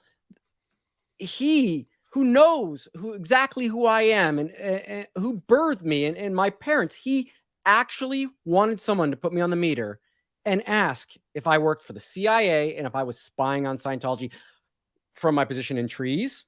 Fucking got a shitload of information there. From my position as the pool IC, I interrogated the shit out of those peacocks, just so you know. I grilled them night after night. And then my position in CMU as the pre-press IC who handled the printing of the basics. And like, are you serious? He asked that question. I could not believe it when I got interrogated about that. You know, but hey, thank you. One of the reasons why I'm gone. I was like, that's batshit crazy. And I already knew he was crazy, but that was one of the things I was like, wow. So you are insane. It's not, you know, it's not me making this up or creating something in my head. You're insane. Yeah. Yeah. Do you, when you've chatted with your mom about this, Biddy, Does she does she seem to agree that Miscavige really is just this bitter, just this vengeful, just this crazy, that he really would take out his wrath on her kids for no reason? Or does she think there's maybe something else going on there? I'm just wondering, like, Oh, no. does she see it as black and white as that? She does. And you know, I've had conversations with her about it. I don't ask questions that direct. I get the feel for it with her, but she, there's no question. She knows, thinks, and is confirmed that Dave is that batshit crazy. And what he does is ridiculous. She, in a story she told me, she's one of the few people that's actually stopped him from beating the crap out of someone. And I would believe it was her, him, and one or two other people. And he started kicking a guy on the ground. And she actually yelled, "Dave, stop!" Like, "Dave, stop doing that. Stop. You can't do that." You know, and actually stopped him from beating the crap out of someone. Because, hey, he hit people in front of other people. Can you imagine what he did when there wasn't a lot of people around? I can't. I mean, I can't. When it was 2 or 3 people, if he was willing to hit someone in front of a group of 40 people at a conference room table, can you imagine? Because he's pushing a limit. He obviously started testing the waters at some point and kind of went, let's go a little further based on the stories I've heard from Mark and Janice, people that have known him all through the years. This became a thing and then got to its extreme point, which maybe the whole was the extreme point, right? Yeah. He obviously had no shame in it and would do it. So does Biddy think Dave's a madman? Absolutely. That, I don't like to speak for other people, but that I can confirm is a fact. Yeah. You know, it's crazy. I never knew your mom was ever even in RTC. I mean, not that I would know. It just never occurred to me because I've never known her history. I mean, in my world, your mom appeared as WDCFLB and I never knew anything. I guess I assume that because Ronnie, I think, has just always been at the exec strata when he was in there. Yeah. That the same thing was true for her. But I'm saying that because it never even occurred to me that your mom had one of those like super, super, super close up views of exactly who Miscavige is behind closed doors. Yes. You know, even to a degree that maybe other members of the Int base, even to a greater degree than other members of the Int base. And that, you know, we've heard stories, of course, from Marty, from Mike, from Claire, from Tom DeVocht, maybe even Mark Fisher and Janice about like the gradual mental decline of David Miscavige or behavioral decline of David Miscavige. Never even occurred to me that your mom could be a whole other point of view on that. No, I think she could be. And if you actually, there's a famous picture of Dave on the Star California ship at Golden Air Productions. Yeah. Look at that picture again. Next to him is Shelly, but right behind him is my mom, Biddy. That's when she was DIG. Yeah. So when Marty was removed from post, but he was doing special projects, this is Greg Wilhair. Greg Wilhair was removed from IG and she was put on. And that's one of the reasons why I think Greg Wilhair hated me so much. I'm going to look for the photo. Give me a second. Yeah, no problem. If there's, you know how I feel about dead air. Is there anything you want to talk about while I look for so we were, one of the things is, so Biddy, when she moved through her different positions, because she was special projects, she was WDC, FLB. As Janice mentioned, she also ran the Free Winds project. Biddy did, or Biddy did. Yeah. Oh, wow. Janice was the missionaire. Biddy was the one that ran the Free Winds project. Now, Biddy had quite a bit of power at that time. So I don't know if this has been mentioned. I think Janice may have mentioned it. Jenna didn't mention it yesterday, but that's fine. Biddy was the one that got the kids to the Inn Ranch. So even though she wasn't the children I see in Scientology, she had enough power back in late 80s, I think 1990, to say, hey, Dave, these kids of these base staff members are down in LA. We have to go visit them all the time. I want my kids and these people's kids closer. Bring them up. Let's use the property we have at the ranch. Let's get these kids closer. Let's get them out of LA and get them so that we can see them more often. And that was Biddy that did that, just so the kids could be closer. I mean, specifically Jenna and Justin, but other people benefited because Rosemary Brown's kid, Mike Brown, got brought up. Taryn and Benjamin Rinder got brought up. I came up later. But she had she held a significant amount of power at some point and throughout her career, that she was able to do things like that, or bring Jenna to Florida because she missed her, or anything along those lines. She always kind of put a foot forward for kids, even though she wasn't there for Jenna all the time. I get that. And it was there for me the least, by the way, because I wasn't raised by her, and we only had mild interactions. But she wielded a lot of power. If you find that picture and you put it up, you'll see it. But she definitely held some power there. Always way more than Ronnie. Ronnie was marketing, and that was it. How did that happen? How did Biddy end up in RTC, but Ronnie was always marketing exec? Do you have any idea? I couldn't explain Ronnie. I could explain Biddy. She was just very competent in what she did. She was a hard worker, and she's wicked smart. And so, in my personal opinion, I just think she was reliable and she got things done. And she may have hurt some people along the way. I wouldn't doubt that. That comes with things moving up through the Sea Org. But she was just also competent. Yeah. Well, I thought it would be easier for me to find this particular photo because it's such a unique photo. It comes out of the High Winds magazine. I remember it was like one of the first High Winds magazine issues, I think, that came out after 1996, if I recall correctly. Yeah, I think so. I'm trying to figure out different ways I can Google this. David Miscavige on a ship with I'll go captain. Yeah. Lil Captain. No. Captain David Miscavige. Yeah, you should be able to find it easily. I mean, Leah even had it in one of the first 2 or 3 episodes of her show. Oh, believe me, I've used the photo in several of my videos. Okay, here it is. I wonder if I can. I might be able to point out my my interrogator. There you go. Okay, let me share. Because she was obviously in RTC at the time. That is the photo. Oh, okay. So I'm sorry. You'll notice closest to Dave is actually that on Reddit.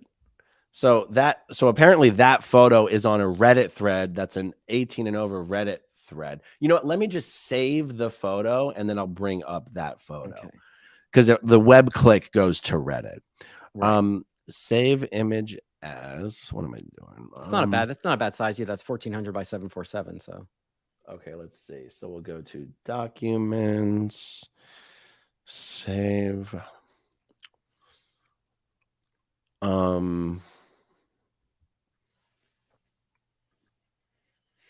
Okay, good. There it is. Now I can share it with y'all's.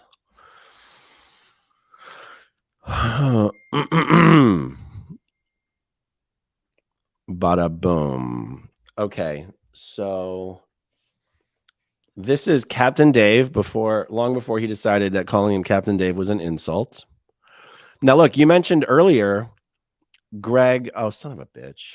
Are you trying to measure his height compared to everyone standing behind him? You mentioned Greg Wilhair. Is this dude all the way on the left, Greg Wilhair? That's Greg Wilhair. Yep. And then next to him is Marty Rathbun. And then Mike Sutter. That's Mike Sutter? Yep. I always thought Mike Sutter was an old dude. He looks young. Yeah, he was younger then. Okay, now this right over here is Shelly Miscavige with the lieutenant commander stripes. Oh, shit. That's Biddy right there. Yep. Yeah, that is why. Now, I just want to clarify something. Do you see the helm there? When you say the helm, is that the steering wheel? The steering wheel. Yes, the steering wheel. Well, next to the steering wheel is a 2-inch plate that's supposed to be a pseudo thing you stand on in front of the helm. Dave's standing on that, just so you know. Yeah, see? Oh. That's why he's the same height as my mom, because my mom's actually taller than him. So look, Biddy in this photo is in a more prominent position than even Shelly is. Yep. In this photo, you're saying Biddy's post is Deputy Inspector General? Yep. And that's when Miscavige was still calling himself the Inspector General? I don't know what he was calling himself then, but she was definitely DIG. She didn't carry the brevet rank though. So she just was, I mean, do I need to say anything else other than her proximity to Dave? Right. I mean, I noticed Marty's kind of tucked away here in the back. What do you think Marty's post was back then? I think he was just, he'd been busted. I think he'd already left once and came back. I don't remember what he was doing exactly at that moment, but you know what? I bet he was IGMAA or DIGMAA. Something like that. Yeah. Wow. It never occurred to me that I totally forgot that was Biddy. Yep. That is her. Wow. Yeah, isn't that crazy? So Yeah. she's got some wild stories. And to be clear, that's the ship I used to take care of. That's when you That's the said Star of California. I used to varnish that helm. so it's just And a fake ship though. Like people call it a ship. It's just a patio. It's a glorified patio, right? that's a super nice patio, though, man. Come on, I had that thing shining. Come on, What the I was hell? What is varnishing it those there decks. for? What is I it was there for? I was the closest to a real Sears member you could be on that property. They were all landlubbers. They could at least have floated the ship in the pond or something. I mean. Something, right? What was the ship for? It was just a pool before it became a, Janice has a great story about this. I did not know this until she mentioned it, but apparently L. Ron Hubbard was upset he didn't have as many spaces, and that was for the crew originally. So he ended up taking it over as an LRH space. And that's why it was underneath CMO Gold in the household unit. And I was in CMO Gold at that time. So so the crew only got to use it on Searg Day. Hey, I just saw someone ask, where is Lou that we hear so much about? Where is she? Lou is in that picture. Is that her right there? That is that's her sister. That's Fleur. So Fleur over here on the right. No, that's not her. I forget her name. God, we need Claire. Do you mean this one in the middle is Larissa's sister? No, that's Fleur Thomas. That's Larissa's sister. Yeah. Go over. Larissa must be in the back somewhere. Why? Like she's going to be in the first row, but in the back first row. I don't see her. She's there somewhere. Because this is a photo not of international management, but of RTC, right? Yes. Yep. Huh. That's crazy. Okay, so we don't see Larissa? No, I don't see Larissa, but she's in there somewhere. I'd have to look at the photo myself. Actually pull it up big. I can't see her. And this is probably the biggest RTC ever was, wouldn't you say? Yep. Yeah, there's Marty McShane in the back top right corner. I don't even know who Marty McShane is. Oh, well, Warren McShane. Oh, wow. He wasn't even an officer? Jesus. No, he was a CPO. So check it out, guys. How many people are in this photo? Wait, 1, 2, 3, 4, 5, 6, 7, 8, 9, 10, 20, 30, 40, 50, maybe 60 people. And he built a $50 million office building on the property just for RTC. And he wouldn't even let all of RTC use that building. It was really just for him. Yeah. Oh, this is Where is Claire? I don't know if Claire was already in RTC. No, she must have been in RTC at that time. She might have been a trainee in Florida at this time. Right. Before she got back to the main body of RTC. Although there is a pretty young looking lady. Not her. That's Bronwyn. That's Bronwyn Stroop? Bronwyn, I forgot her last name. Terrible names, man. I'm terrible with names. Okay. Yeah. Bronwyn is, but again, it would be great to have Claire would know everyone in this picture. Someone pointed out that Marty looks like he's photoshopped in, and that's funny because he absolutely looks like he's photoshopped in. He kind of does, but I think he was there.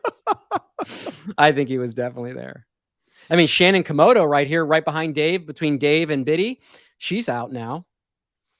The one right to the right of Dave, or left of Dave, right of Dave, right there behind. Yeah, that's Shannon Komodo.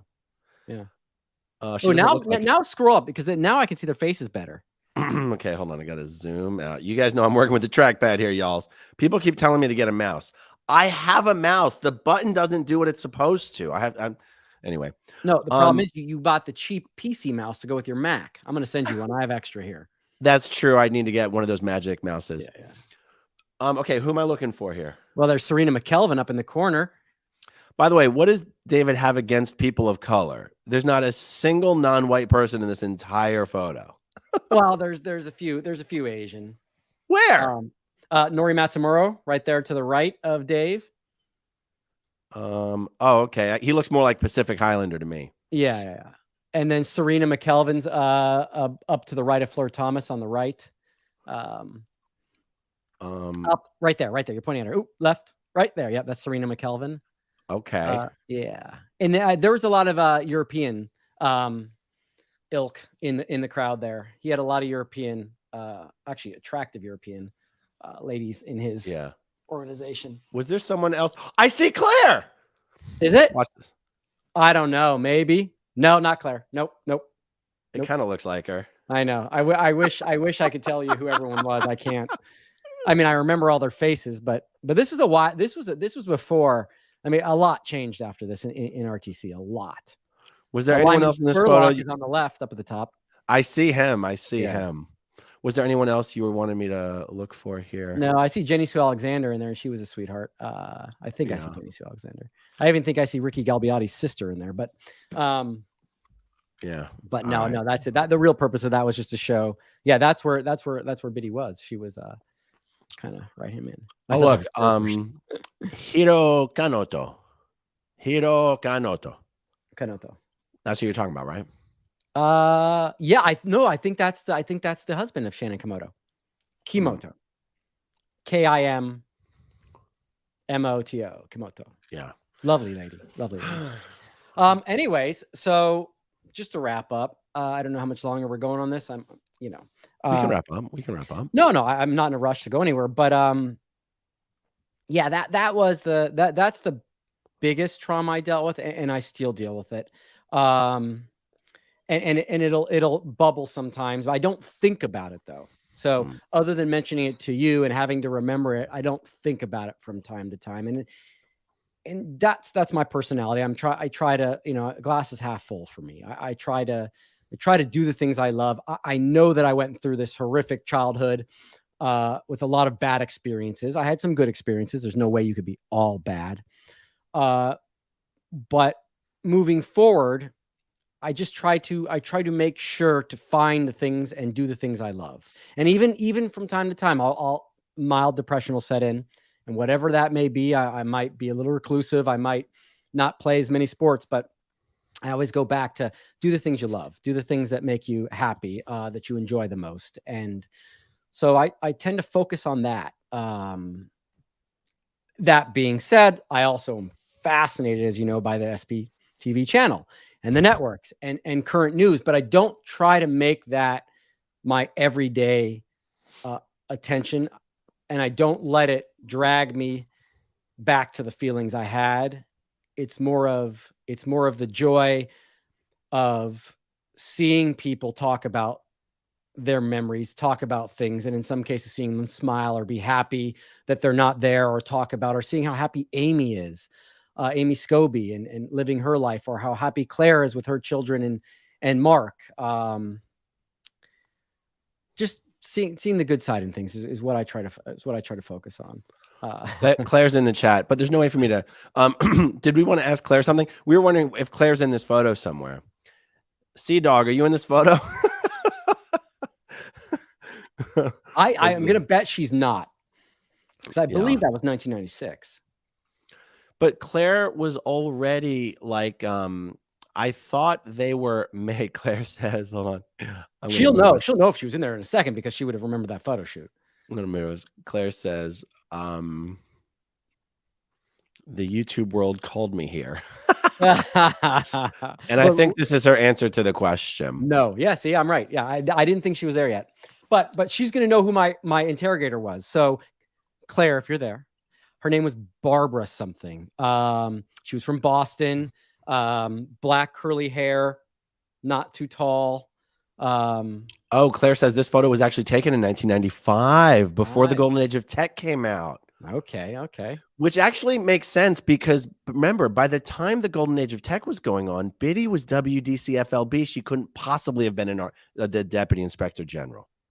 So do you see what I'm saying? So she would have been DIG before the evolution was in full swing, and then she would have been sent to flag as the WDCFLB. Got it. Claire, the question is, which RTC sec checker was assigned to Sterling when he was basically being interrogated for having here we go, Barbara Ray Kernbach? Oof. But would you even remember? Would you even know her last name though? I would. No, see, if you give me the name, I'll remember. If not from Boston, no. So it wasn't Kernbach. No, I remember Barbara Kernbach. So maybe her name wasn't Barbara, but no, not Aldona. But good guess. No, not Aldona. She was tiny. No, not Aldona. I remember her because she was married to Dave Medina. This is fun. So just 40-year-old lady, older, black curly hair. She was usually cramming I believe she used to do cramming for. She was a cramming officer for RTC, but she just happened to be the one selected to do my interrogation. And this was before Laura and all those other younger girls came to start doing interrogations, before there was really any trainees. But we'll get to it. We'll get to the bottom of it. Someone will remember. Someone will remember. Are you pretty sure though her name was Barbara? I'm not sure it was Barbara anymore now that I saw Barbara Kern back. So Claire's saying what year? 1996. 1996. Like if you just listed the girls that were there, her name's going to come up. Huh. But hey, we can answer some questions in the meantime, or wherever stage we're at. I've told my story now. So I was in grounds, and I actually ended up loving being in the trees department. I was outdoors. I was doing physical work. I was getting in shape. I had a great team that I worked with. Got my Class A license. Got to drive trucks and tractors and backhoes, and yeah. So no, not Angie Trent. And just Angie Trent is one of the RTC reps that I forgot. She's the one who was married to that dude in the ship. That I have to assume that Angie Trent was always getting busted for still being married to this guy. It always struck me that it was kind of like a Claire and Mark situation where people are like, you know, why are you married to Mark? I always assumed that people were saying that to Angie Trent. There was this guy in the ship office who always seemed like a blue collar guy. Like he's one of these guys who would always his hair was always a little disheveled. He always had his sleeves rolled up. He seemed like he'd rather be a plumber, you know, and he would love it, you know. But I remember Angie Trent was actually one of the flag RTC reps at that. Vince Trent. Oh God, I don't remember. I remember because I worked with the guy on LOC all the time. Did you? Yeah, I remember Angie Trent, but I only saw her in passing. Claire says, yeah, definitely caused Angie problems being married to Vince. I love that she's commenting this live. That's just going. I didn't know. Is her YouTube channel Going Claire? That is brilliant. Claire, if you're in the studio, I'll shoot it. Here, just in case Claire's actually in the studio, I'm going to shoot her a link. Knowing her, this is probably right in the middle of her afternoon, and she's busy. No, because I think she was just on with Janice. Oh, really? I mean, that's what they're saying in the chat. I think Janice was interviewing her daughter today, which is going to be a good interview. I don't know if Claire's in the office or not, but you know, she's from Boston. I remember that. I'll never forget. She had a Boston accent. I'm goofing off at work. Someone's in trouble. Claire was just in the chat. Okay. Yeah, no, she was from Boston, and Claire, if you remember, you're the one person I'm going to think who's going to remember her. Not That's fine. But thank you for piping in. Yeah. So yeah, that was that was it. That was one of the big traumatic moments for me. Okay. So Lance says, David Miscavige can't afford to treat people well, lest they discover that none of them need him. I think he's 100% aware and terrified of people discovering that he is the least needed in the organization. I think there's a lot of truth to that. I agree. I've heard people call him super smart or super intelligent. I'm like, that's not an intelligent person that could blow such a good workforce. Strategic, maybe, but that's not the same thing. So right, yeah. I mean, honestly, it's a fine line because you can be someone that's able to, like, I don't know, conceive and execute strategy, but I think it comes down to motivation. What's your intention? I think his intention with his workforce is to keep them scared. He must think it benefits him. Like, I don't think he's just accidentally being a horrible person. It somehow aligns with his intentions. Well, let me ask you, do you think David Miscavige genuinely wants Scientology to expand and to succeed? I do, but I think he wants the perks and benefits to go along with it as much. The fraternizing with Tom Cruise, the flying in a private jet, all things that even Hubbard would never do. Like, it's absurd to think that someone in the Sea Org is doing that. And I've heard people give justifications like, well, the Pope would do that. Well, you know, it's a completely different scenario. The Pope also wouldn't go down to the church in Boston and order everyone around and then ruin everything, or walk in and do inspections and trash everybody either.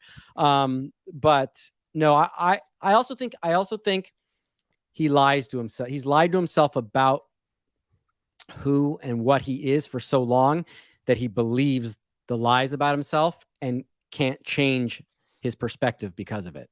Yeah. So I think he believes when he beats someone or when he finds that person out, he's truly doing something good, maybe.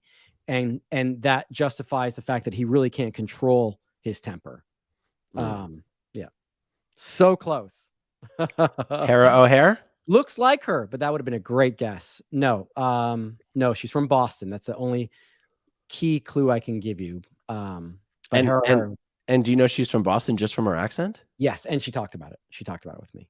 Oh, yeah. Interesting. Yeah. Someone out there knows. Someone's got to know.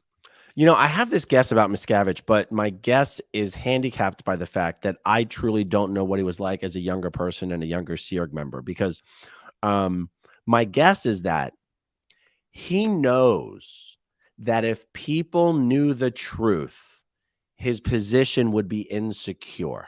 Yeah. If people knew that he's not the one Hubbard wanted to take over, it would jeopardize his position. Yeah. If people knew that the international statistics were downtrending for a couple generations now, his position would be insecure.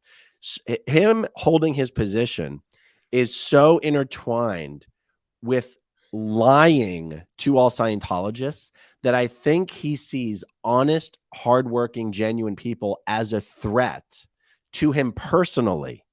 Even though he would love for Scientology to be expanding, I think he just doesn't know how to bring it about. And he's threatened by honest, hardworking people. But I'm just pulling that out of my ass, you know? I don't think there's anything wrong about that conjecture. I mean, he also, let's think about this. Sans the internet, he would have gotten away with it up until this point. The internet is what's killed him. YouTube, the fact that information is already available, because everyone could write. You could have 25 people write a book about him. It's still only going to be the ex-Scientology, and some other people are going to look at it. But now you have a format like this, it's out. I mean, you can't not help but talk about it. And you can research it now, too. You can find the autopsy report on L. Ron Hubbard and find out that he had drugs in his system. You can do any of these things. Yeah. And there's no way to control that anymore. So his position is in danger. You can also have the lawsuit or the criminal prosecution of Danny Masterson because of this. You can have the support that goes along with it, the pressure put on people due to social media that actually is going to maybe affect the change that we need to take away their tax-exempt status. Because minimally, that's what should be done. I argue the other way. I think the IRS should give any ex-Sea Org member a pass on taxes the rest of their life, since they subsidize an organization that enslaved us for so many years.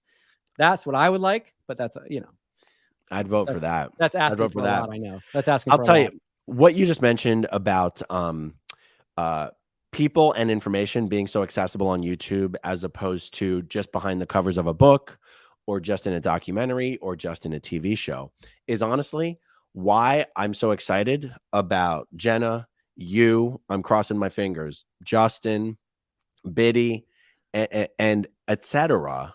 having channels, not because everyone's going to come on here and be like, let me tell my story all the time. It's not for that. It's for the accessibility. It's when you're on YouTube, you're accessible to the entire world and nobody can do a damn thing about it. So like, for example, I do topic videos. I do current event videos. Not everyone's going to do that. I don't expect you guys to want to do that. But how amazing it would be if you, Jenna, Justin, Biddy, etc., are like, you know what? 3 hours a week, I'm going to turn on my computer, live Q&A. Like there's no agenda. It's not, oh, I'm here to talk about this. I'm here to tell this story. No. Just a Q&A. I'm accessible to the world. Anybody can ask me anything they want. That is David Miscavige's worst fucking nightmare. Right. He loves it when it's just in a book. He loves it when it's just in a documentary or a TV show. YouTube, you're accessible to everyone. That's what he's afraid about.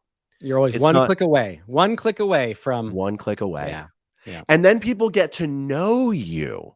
People get to be like, oh, this dude's legit. This dude's for real. This dude's not putting on a show. He's not guarded. He's not whatever. He's clearly not just someone with an axe to grind. Scientology is the one who's able to frame everyone and mischaracterize everyone and put everything out of context when people aren't accessible, you know? Right.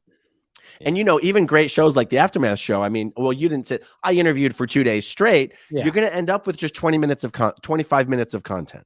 Right. The Never content was fantastic, but you don't really know who the people are. You just know a part of their story. Right. People start getting on YouTube. All of a sudden, people know who you are. David Miscavige's fear is that the Scientologists in the world are going to be able to tune in and go, that's Biddy fucking Miscavige? Right. That was DIG? Mm-hmm. Oh my God, the world's never been able to access Biddy Miscavige. And they're going to mentally ask the questions that they need to be asking to start the to erase the cognitive dissonance they need to erase to get to the point where they're like, wait a second, it can't, because guess what? It can never all not be true. At some point, a percentage of it has to be true. And even if that small percentage is true, something's wrong. And you have to acknowledge that eventually. Yeah. Right. I mean, and could you imagine, God forbid, I know there's, it gets complicated and there's some politics in play, but could you imagine if Suzette Hubbard or Arthur Hubbard or Roanne Hubbard started doing live Q&As on fucking YouTube? David Miscavige would be out of a job. I'm exaggerating a little bit, but I don't think I'm completely exaggerating. If the world is like, oh my God, these guys are for real, these guys exist, I think most people don't even understand that these people exist. Yeah. Yeah. And again, back to, if you see how many people have left, how many people that were either L. Ron Hubbard's family. I mean, there was even a conversation once between Justin and a close Hubbard friend he has about how, you know, hey, Justin, your family fucked my family on this whole thing. And we were doing it out of jest and a joke, but it's a little true. You know what I mean? Like, hey, dicks, you completely screwed the whole thing up. Not to mention what they did to, L. Ron Hubbard's family about not giving them any money. That's ridiculous. Well, they gave him a little money, but any money compared to what the dude had. And I even got, you know, I've talked to Arthur. I used to work for Arthur when I was a kid. I was his page. I used to run and get him coffees and then in between getting coffees, he had comic books for his research on art, because he was an artist. He used to do cover art for the books and different stuff. I would just get to sit there and read comics all day long in the penthouse of the main building. And then I go fetch coffee for him. And then at the end of the day, he'd be like, hey, you want to go see a movie? And he'd hop on the back of his Honda motorcycle. And he'd take me to go see movies. You know what I mean? Nicest guy in the world. So, hey, Sterling, yeah. Claire's asking, was it Sue Johnson? No, so close.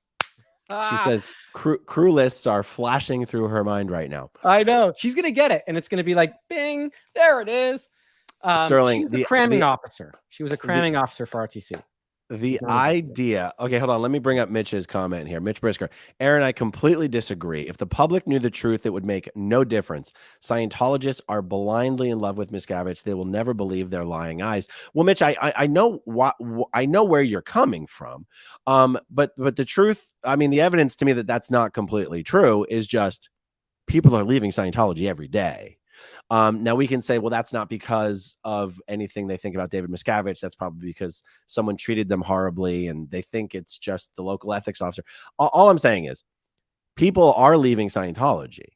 And if it's not because they're learning the truth, then what is it? I don't know. I just feel like more information can't not be part of the answer. Sterling, the idea of descendants of L. Ron Hubbard telling current living descendants of L. Ron Hubbard, telling members of David Miscavige's family, your family really fucked us. That is the funniest thing I've heard in a long time. Oh, I wish you had recorded the whole conversation. It was pretty good. Pretty good. It had something to do with my Bigfoot brother.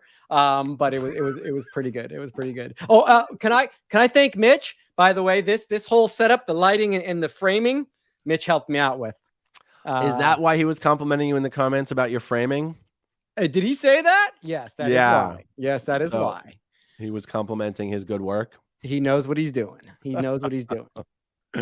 Nice. Thank you, Mitch. No, there's so many more interesting conversations to have. I ended up in Saudi Arabia for 5 years. I'd love to pick your brain about that. And it's so funny because it's the furthest from Scientology you could possibly be. And when I got there, I realized that. And also, ironically, I actually visited the real Mecca. Not Scientology's Mecca, the real Mecca, which I didn't know existed because I thought Scientology had some sort of right to that word Mecca. I actually thought it was a Scientology word for the longest time. I remember the first time I saw some sticker or some license plate that said, "What would Jesus do?" I thought they stole it from Scientology. Oh, Because they say, "What would Ron do? What would Ron do?" I was like, they stole our thing. Yeah, totally. Isn't that funny? That's great. Yeah, because you don't realize that, right? In a bubble, you don't realize some of the things. Oh, Yeah. Speaking of which, I'm watching this show on Apple TV called Foundation. Isaac Asimov. I watched the first season. It starts slow, it gets good, it's a little strange, but in one of the episodes, the Empire says, "Watch out for those memory engrams." And so I right away I go to my computer. I'm like, when was this book written? It was written in 1942 to 45. But Mr. Sterling, engram is a real word. No, I know, Okay. but did Hubbard use it because Asimov used it? Is my question. Is it just another scenario of him borrowing? I got vernacular. what you're saying. Does the only reason Hubbard even knew what the word was is because another science fiction author already used it? Yes, that was what I was thinking. Oh shit! It just occurred to me for a second. I'm like, I wonder because I didn't know that before, and I now know that he borrowed a lot of the stuff. Wow. And compiled it in a way that made sense. And you know that story's been told a million times. But yeah, it made me wonder. And you get that every once in a while. You're like, oh, I wonder if I wonder where that came from, or where he got that concept, or whatever it may be. He goes crazy. Do you think if Roanne started doing a channel, and I don't have any reason to believe that she would, we're talking about Roanne Hubbard, L. Ron Hubbard's granddaughter. Do you think if she started a channel, they would make Diana leave the Sea Org, or do you think Diana would disconnect from her? Just your personal guess. I couldn't tell you. I Okay. don't know that. I don't know that relationship enough. Sorry. Okay. I don't know how tight or how far apart that is to answer that accurately. Yeah. Maybe if it was her father, it would be a different scenario, but he's left. So I don't know how. Yeah, I couldn't tell you. Yeah. I'd be speaking out of place. I wouldn't be able to give you a answer that I thought I had enough knowledge about to. Yeah, no, I get it. Yeah. Anyway, tell your Bigfoot brother it'd be nice to get some proof of his existence one of these days. Or a proof of life. If I got a picture of him and Shelley together, maybe that would help. No, he should come and do a chat with us. We should have a little fireside chat one of these days. It'd be so much fun. He's all nasally right now, so it would work perfect with we give him some gum and stuff like that. All right, cool, man. Hey, let's do. No, we're out of questions. Oh, you didn't put up any good ones. Any good ones? My God. The nerve to question my questions. Oh. You know what? I can. Okay, who's got? No, that's all right. You don't have to. I'm good. We've been here for a while, and I actually skipped lunch. So. Oh, there you go. Yeah. Hey, you mentioned that Wednesday tends to be a good day for you. Oh, when we do this in the future, if you want, we can live stream it to your channel as well. Yeah, I've got a little bit of work to do on that to figure out how to do that, but I think a week I should be able to do it. That's what I'm here for, dude. I know. I'll call set it up for you in 5 minutes. Tech support. I've already started looking into all that. And Sterling, it would take 5 minutes. Well, actually, I'll tell you what. The first time you turn on live streaming on your channel, they put you on a 24-hour hold. Okay. So, like, if you literally, it's like the click of a button. Yeah. And actually, you know what I can do? I can send you this video file if you want to put this video on your channel. Okay, good. I'll do that. That'd be a first one. And I'm trying to figure out the banner. I'm really good with Photoshop, Illustrator, After Effects, but making the banner the exact right size so that it fits properly on the YouTube channel is a nightmare. Oh, for real? For real. Okay. Like I have put it at all the pixel levels it could possibly be because it's the title, the little sun emoji, and then a picture of a wave. Okay. So if you don't see the wave, it just looks like water, and anyone can put water up. It's boring. Before we do that, and so to handle fill in the dead space here, I had my favorite aunt call me up, and she wanted me to clarify something. I said in a recent video that I don't talk to Foster. That is a factual statement. But your dad is still in your dad Foster's still in the Sea Org, right? He has disconnected from me.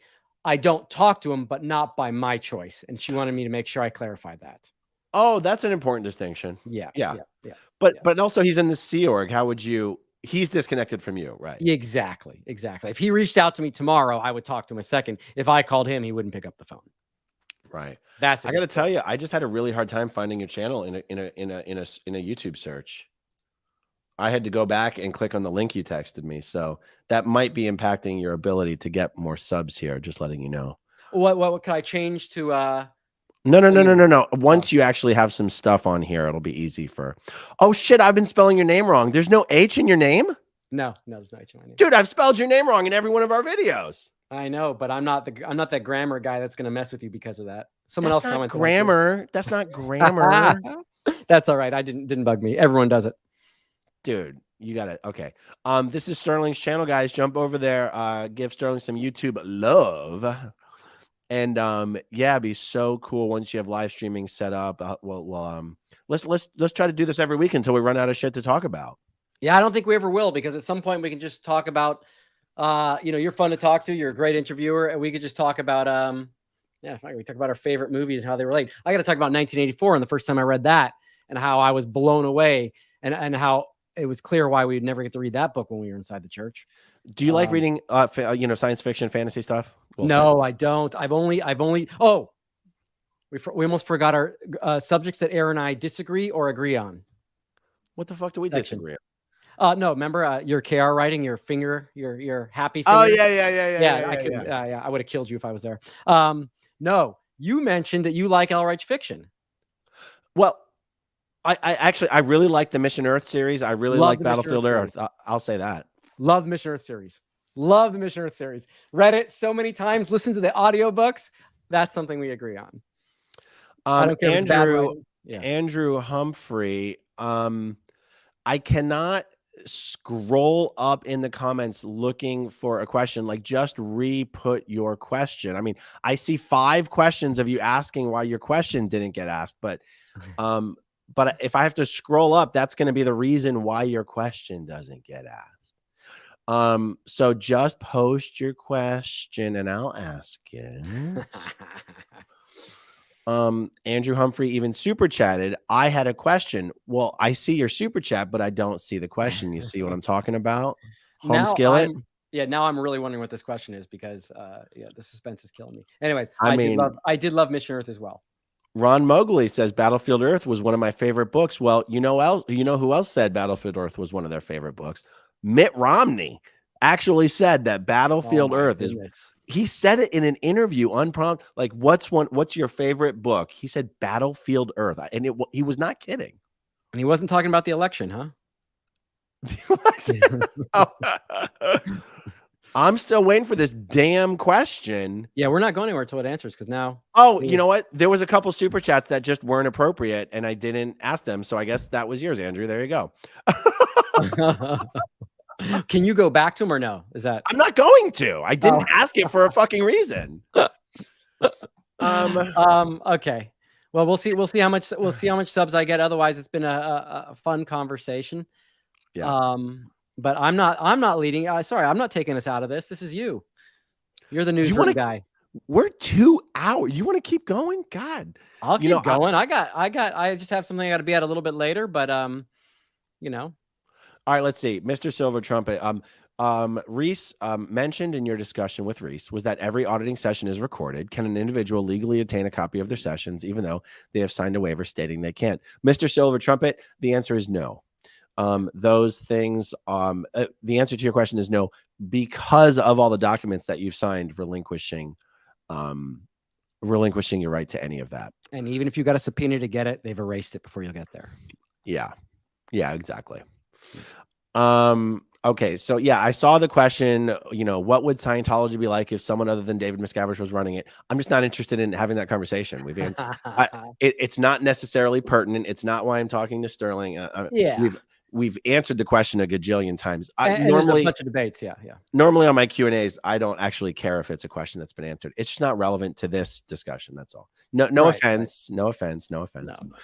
No. Let me see. There is a reason I was trying to dip. Yeah. Oh, because my oldest daughter's been waiting for me to go help her with something. And I told her I was. You got it. No problem, man. We've been here for a while. So you're all as good. soon as I was done with this stream, I was going to go help her with it. I feel like I'm being mean to Andrew. I don't mean to be mean, Andrew. Yeah, I'm sure at some point I'll mention something about that on an interview, but I don't have any different answer than's already been discussed in a number of videos. In fact, I agree emphatically with it. If the question was simply, would it be better without Dave? Probably, but still not ideal. But yeah. Yeah. Toads. All right, guys. One last plug for Sterling's channel, Sterling Tompkins. I'm now going to have to go back and rename all of my videos to correct the spelling of your name. I can't believe I'm getting it wrong this whole time. And can I make anything more obvious to find it? But I guess my title's a little long. I mean, shit. No. I'm the only Sterling Tompkins in the world. It literally could just be because I've been spelling it wrong.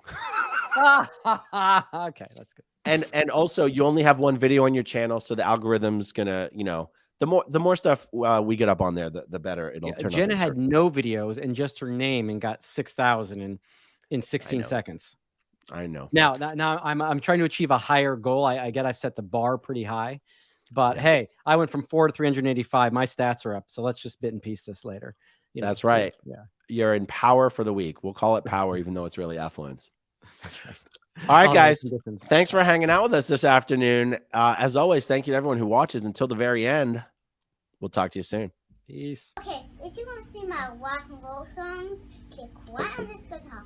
And if you want to see a different one of my videos,